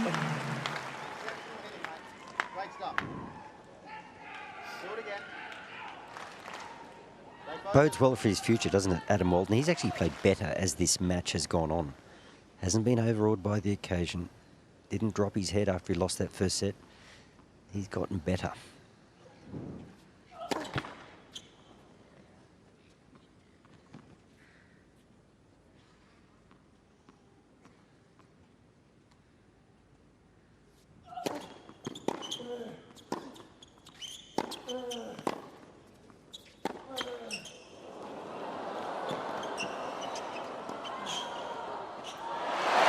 Perfect shot from Walton there to win that point. The push down the line, not spectacular, but he played the odds and he did it beautifully. 30. He had the right height and the right depth on this ball to give him the best chance to win the point.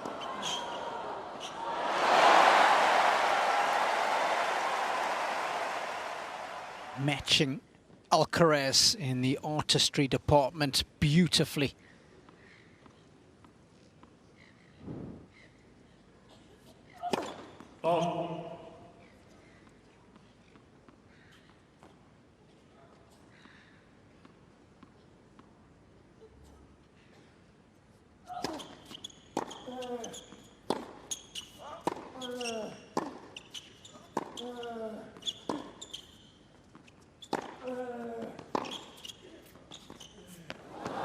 Cain Walton. I've been so impressed with Adam Walton this evening. 1 game all. So much to admire in his game. And something else that I think's definitely improved is his movement. I don't remember him moving this well in the summer, even when he was playing good tennis, beating the likes of Daniil Medvedev. Again, you can hear his coach Mark Draper talking to him, encouraging him, and he said that's one of the things as well they've been working really hard on, making Walton a little bit more explosive. I think I'm seeing the benefits of that this evening, no question about it.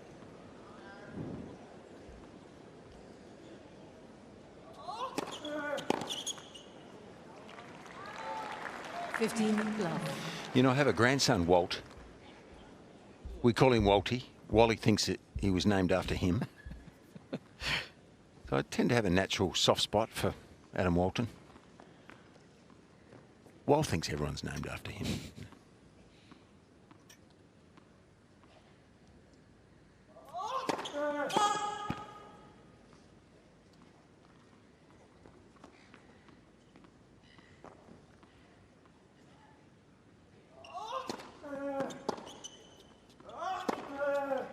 Oof. There's the power. 30. It only has to be a fraction short.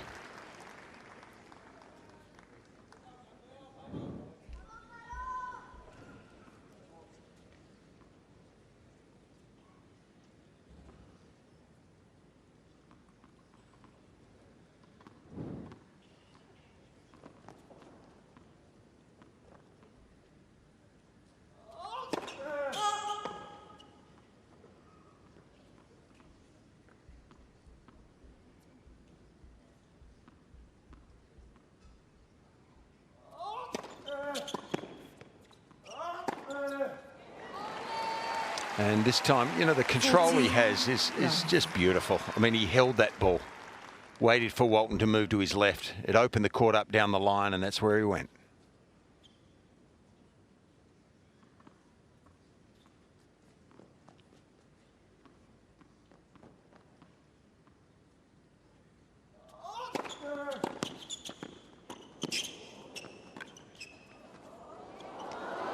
Oh, sweet lips. The alchemy of Alcaraz. We're not quite there yet, but we're heading in that direction. 2-1.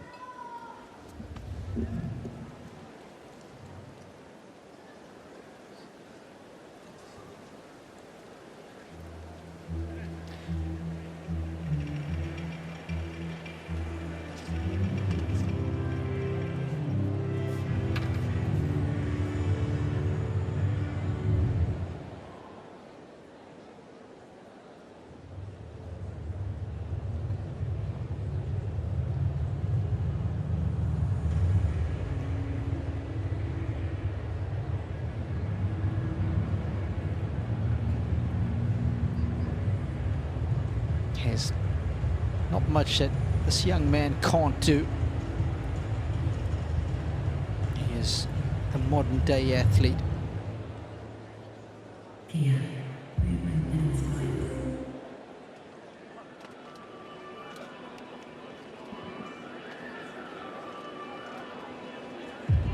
Time.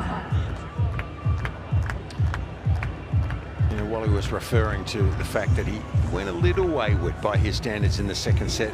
Tried some stuff that probably didn't make sense to a more conservative mind, like we probably possess on a tennis court. But it looks like he's locked back in again, Robbie.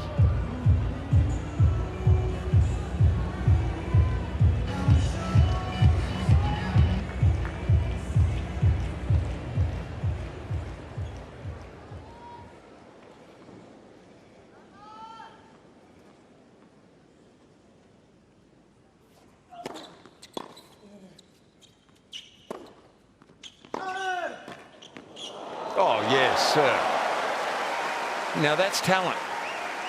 So there's plenty there, I think, Wally. Yeah, that was nicely played. I mean, he had to kill the pace off a ball that was just absolutely rifled at him, hard and flat, and that has been placed beautifully.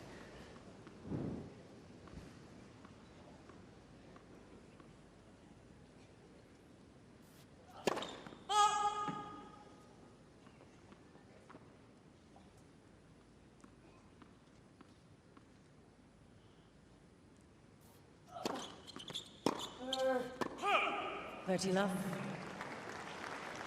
Started the year in 2025.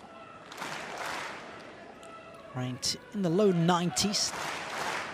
93 in Brisbane and finished at 83, so it was a year of progress for Walton, getting used to life on the ATP Tour. 40. And just from what I've seen tonight, I don't know how you guys feel. I think the ranking is going to continue to move northwards. Would have experienced a lot in his first full year on tour in 2025.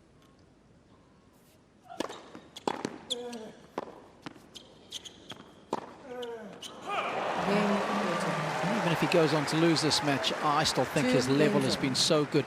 I think there's going to be a lot of positive feedback to him and for him.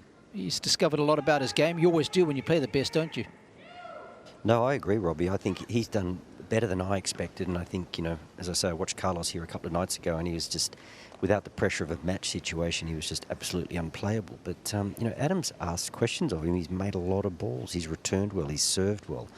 He, as I say, he doesn't beat himself. You've got to beat him, and Carlos has been a little impatient tonight, dealing with that sort of an attitude. Ball.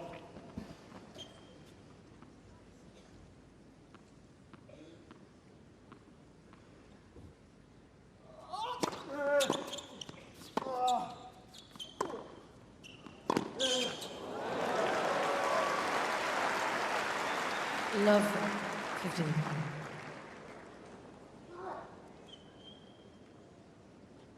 The thing I really like about Adam is that his constancy. I mean, he's just so, whether he's up or down at the tiebreak or it's the beginning of a match, he has this level. He doesn't have these big highs or lows. He just keeps coming, and that's how you make a career.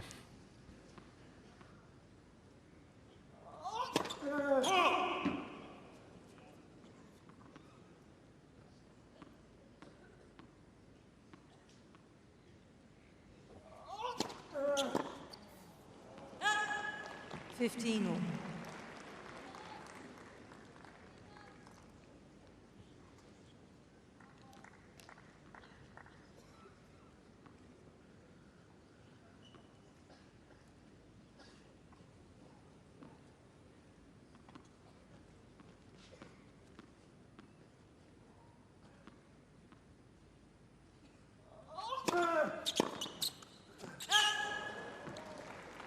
30, 15.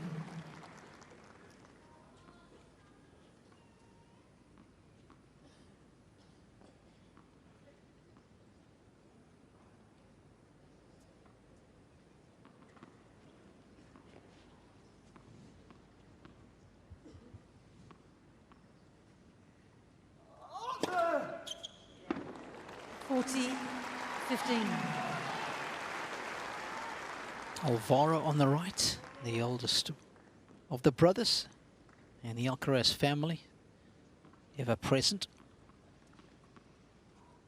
Doubles up as a bouncer for Carlos. He's a big unit, is Alvaro.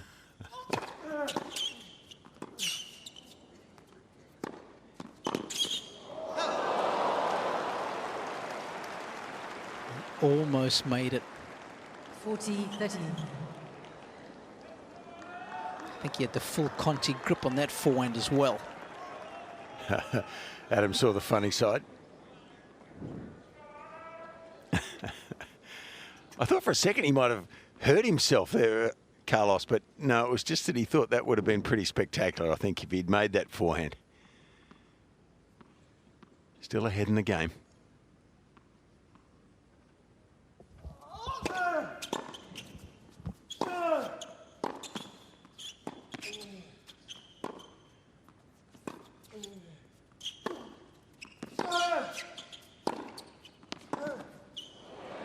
That was nice. Yeah.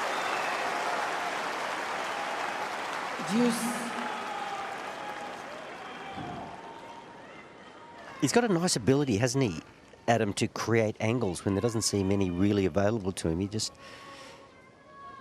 It's not like he hits a heavy ball and finds that part of the court, but he just creates enough shape, drags it short enough and wide enough to give himself a little space for that final flat forehand. He's done a good job of it, particularly off the backhand.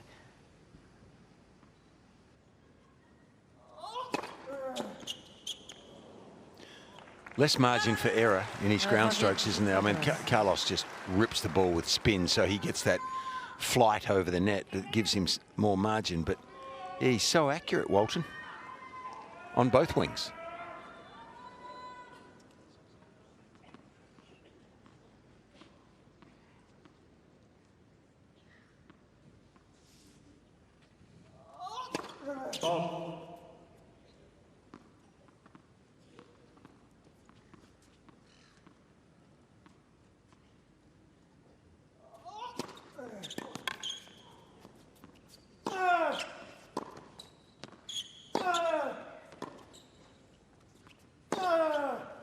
Alcaraz.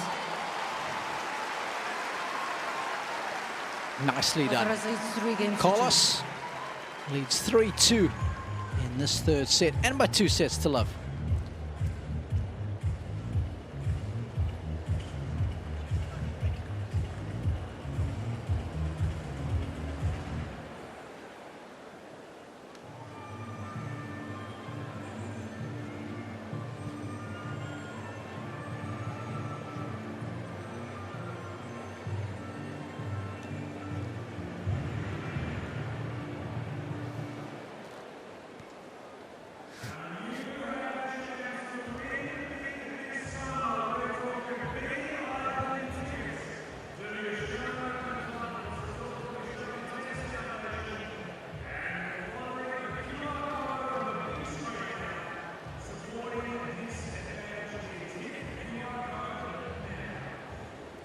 Time.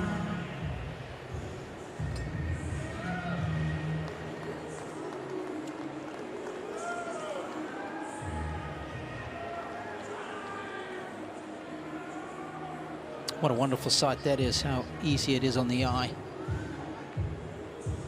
The blue courts of Melbourne Park ushering in the maiden major of 2026 as far as the tennis calendar is concerned. The fans have been thoroughly entertained. All those who have been center stage here today, and especially this guy. But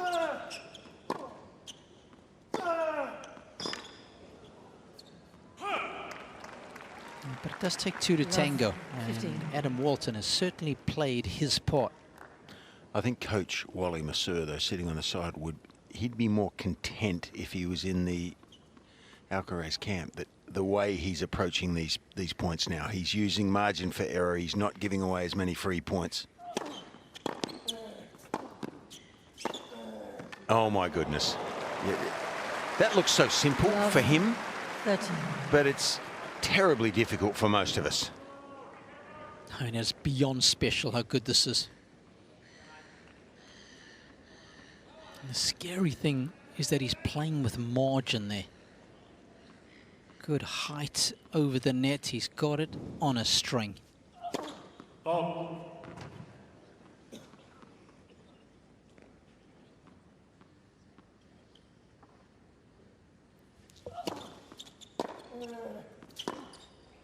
And I'm just having a look at the height over the net comparison of the two ground strokes. Alcaraz 75 centimeters on the forehand, Walton 71, so differential there. And similarly on the backhand, 69 centimeters for Alcaraz, 64 centimeters for Walton. Actually a bit closer than I thought. Yeah, me too.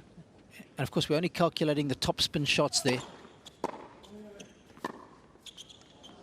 Oh, that is exquisite length, and that is a game where Alcaraz has just upped the ante. But you know what the great irony was there? At love 30, Carlos mishit a backhand, so it came up high off the racket, it dipped suddenly, and it drew an error. And then he hit that forehand very high and loopy, a real clay court trajectory. It drew an error. Walton is a college player. He is a hard court player. He likes the ball somewhere between waist and chest height, and Carlos has been pretty happy to provide that height of shot towards him. But there was just two balls there that came from a great height and dipped suddenly, and Adam didn't enjoy it. So, you know, it's not something that Carlos has gone to tonight. He's played a very much a hard court style of game himself. Hasn't looked to work Adam over at all with that high, heavy ball, which might explain those finer margins than we expected in terms of their net clearance.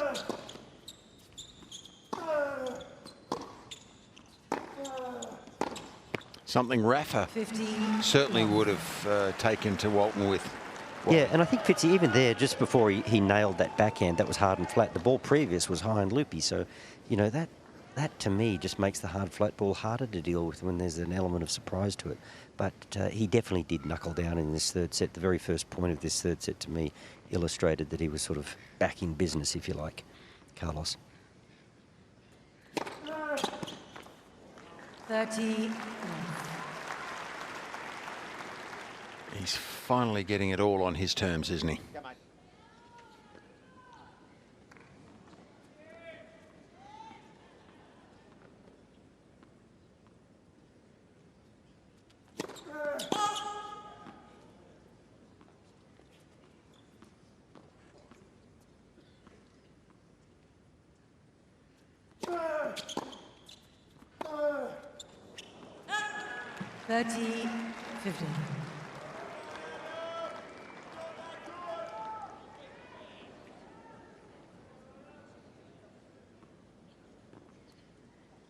That return there, where it's just hit back through that central corridor, and we have seen Carlos serve volley on the rare occasion.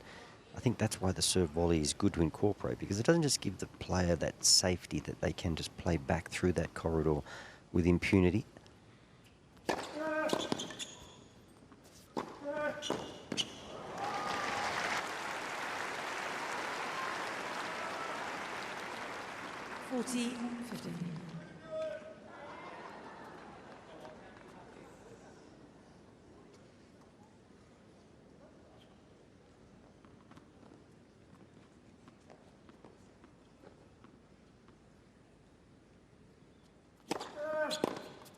Game Alcaraz.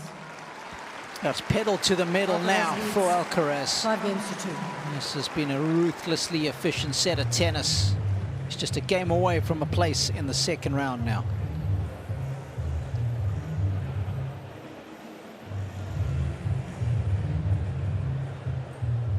I can tell you that Yannick Hanfmann, the German, will await the winner of this match. He was a winner in 4 sets today against the American qualifier Zach Schweider. He won that one 7-6 in the 4th, did Hanfmann.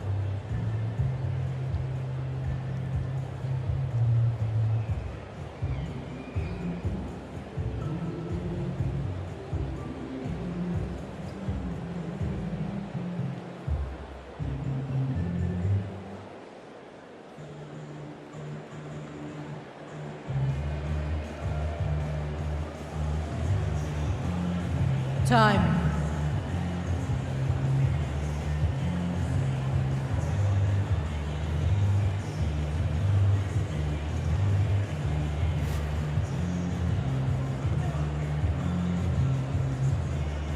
just over 2 hours these two have been going at it. We've seen some highly entertaining fare from both of them. We're getting pretty close to the last rights now for the Aussie serving to stay in at a 2-5.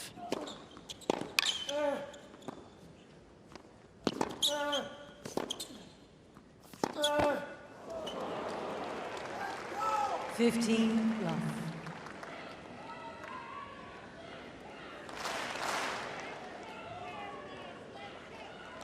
I think Carlos just tweaked his knee there. He's just flexing it a little bit. Nothing to worry about, I don't think, but he certainly was flexing it after that previous point, but I don't think it had much effect. Robbie, what do you think? Oh, this is... Look at it.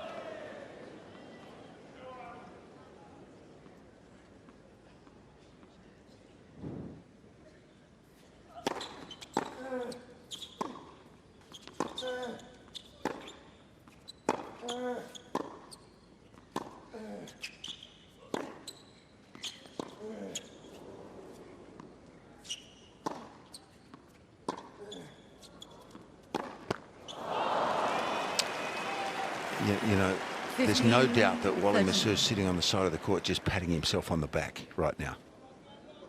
I sense it. A bit of loop in Carlos's game. Betsy just smiling like a Cheshire cat.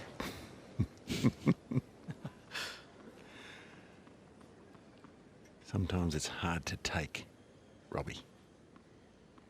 He's not bad, that Massur guy.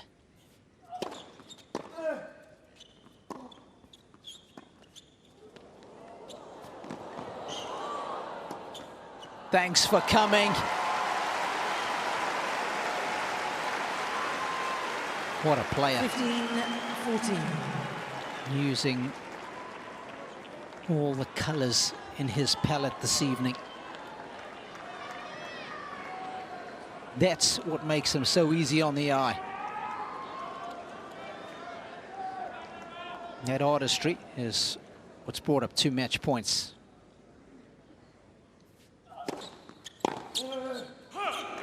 $30-14.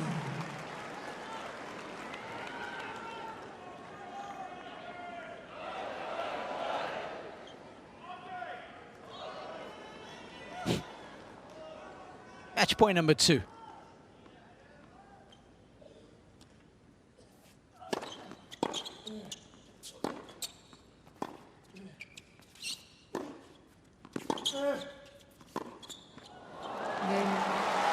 Well, there might be a new service motion 7-6, 6-2. and a different coaching team, but it's the same result for Carlos Alcaraz. He is through in straight sets in his first match at the Australian Open 2026. He gets the job done 6-3, 7-6 and 6-2.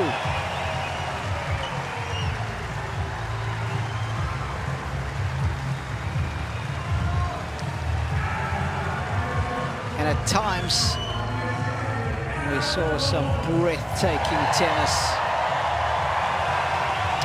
And what about this guy? Yeah, there's the applause for Adam. We should dwell on Carlos. It is all about him, really, if you win a match like this. But I'm proud of this young man. As an Aussie, he did so well. He's a good player. And I think there'll be a lot of players he will beat in the next 12 months. And he's better than 74 or mid-70s in the world. I'm really looking forward to him going into the top 50 and beyond. I agree with you. Gave a great account of himself, did Adam.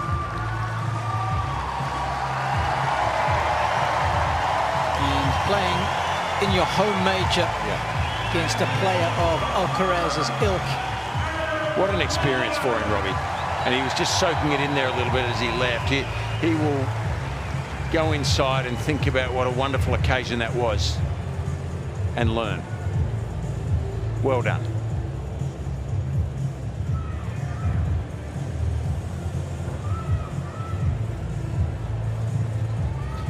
By heck, he's good though, isn't he, this man?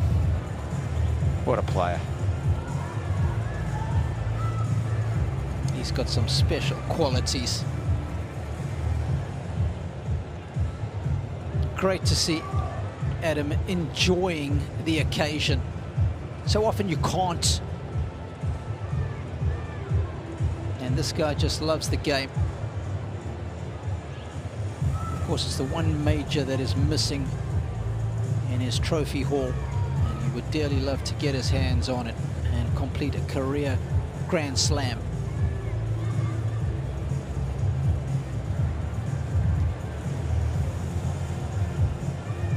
Jim Courier will be doing the post-match interview. And it's probably a good time to go down courtside to JC as he chats with Carlos. Carlos, it's great to see you. Happy New Year. And it's great to see you back on a tennis court. It's been a minute. This is your first official match of the year. How would you rate your level in your opening performance here? Well, yeah, first of all, I'm just really happy to step on the court once again for the first time of the season, officially. And I think it couldn't be better, you know, stepping here in the Rod Laver Arena. So it's been a good match, I guess. So I just felt great. I think Adam, you know, I think pull off great shots, great level in the match. So I had to stay there. I think this kind of level and difficulties, you know, in the first round is pretty good for me, you know, to get ready for the next one. So, but overall, I just happy and pleased about the level that I played today. It was impressive, for sure. And he pushed you in that second set especially. He was up a break, you came back, it went down to a tiebreaker. What is it in his game that can make things difficult for a player like you? Well, it seems like he doesn't move that well, but you know, at the end, for me, it was really difficult to find, you know, the good spot. It feels like you know, he was one step forward than me. That he was always in the good position. You know, long rallies. He was solid from the baseline, and you know, his flat ball sometimes it was really difficult for me. That you know, was tricky and you know, getting used to the conditions and the core. But I think yeah, was a really solid match, and when he was able to step in on the core and play aggressive, I think he did, and that what made really difficult, not only in the second set, but in the match in general. Yeah, he played well too. He should get some applause without a doubt.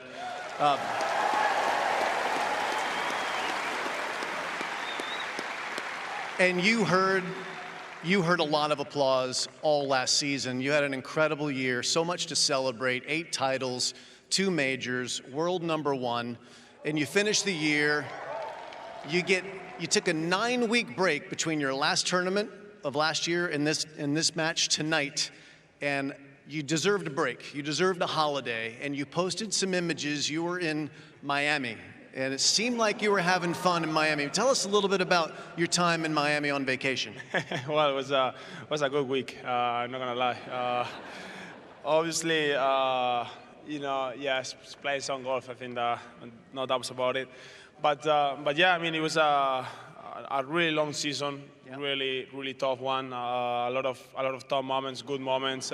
Yeah, I mean, I had 2 weeks. One was in Miami with you know, with a really you know, big group of friends there. That we had fun, and then the second week it was Turks and Caicos, just a little bit to relax, you know, and you know, feeling ready and feeling good for the precision. I didn't have the precision that I would love to because it was short, and you know, having the holidays and the precision is not that easy to set up. But it was a long one. It was a really good one. I stay at home. I recharge batteries. You know, mentally I'm just fresh to play in the first tournament of the year. So it's been a really good 9 weeks for me, and I'm just ready to play a really good tennis here in Melbourne. Nice.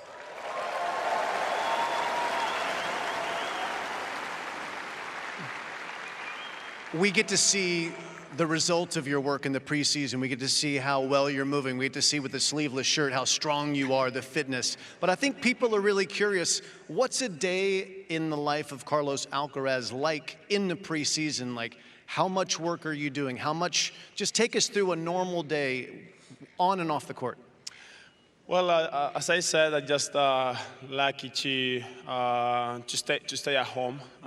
So I used to practice the whole morning. Probably I start at 9 and finish 2:30, sometimes at 3. Everything. So the whole morning is about to work out physically. You know, on the court as well. So, and then the afternoon is just I took almost every afternoon off just to do whatever I want, just to stay with the family, stay with some friends, playing some board games, just chilling at home. Just I think for me it isn't a better way to recharge batteries than staying at home with your close people, with the people you love to spend that time. And I think I did it. But as I said, the precision is always tough, and then just pull a great workout. Well, it seems like you've been working on your English as well as your body and your tennis. Great job, Carlos. We look forward to seeing you in a few days' time. Ladies and gentlemen, the world #1, Carlos Alcaraz.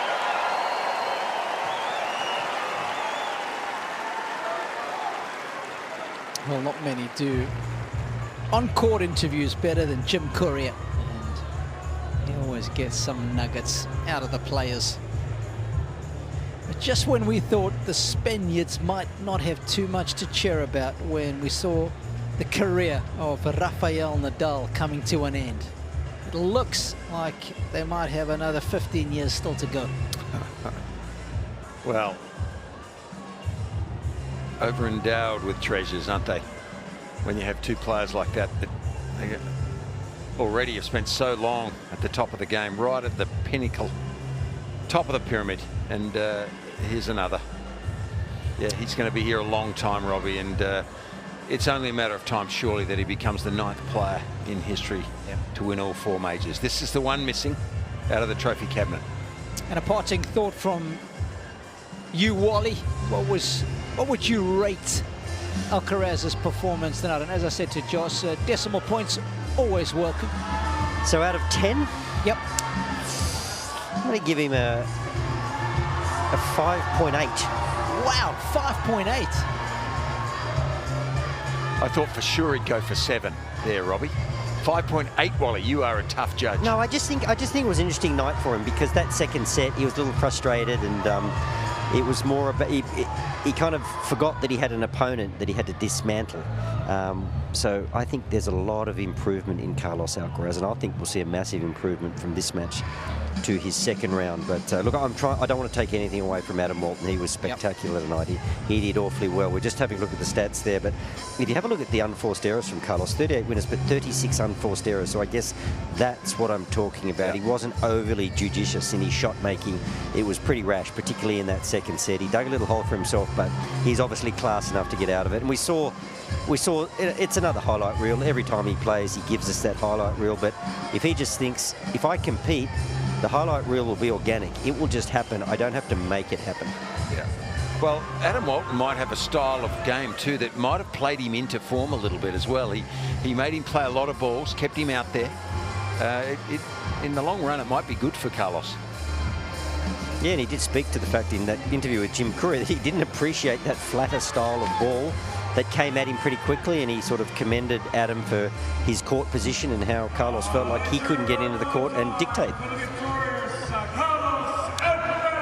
It certainly was the first win of the season for Alcaraz, and it's always a delight to have two of Australia's finest alongside me. What a privilege to have Wally and Fitzy along for the ride. That was a lot of fun. Thanks to both of you. Thanks to Carlos for providing us with some jaw-dropping tennis at times. He was always so easy on the eye. He is through to round 2 at the Australian Open.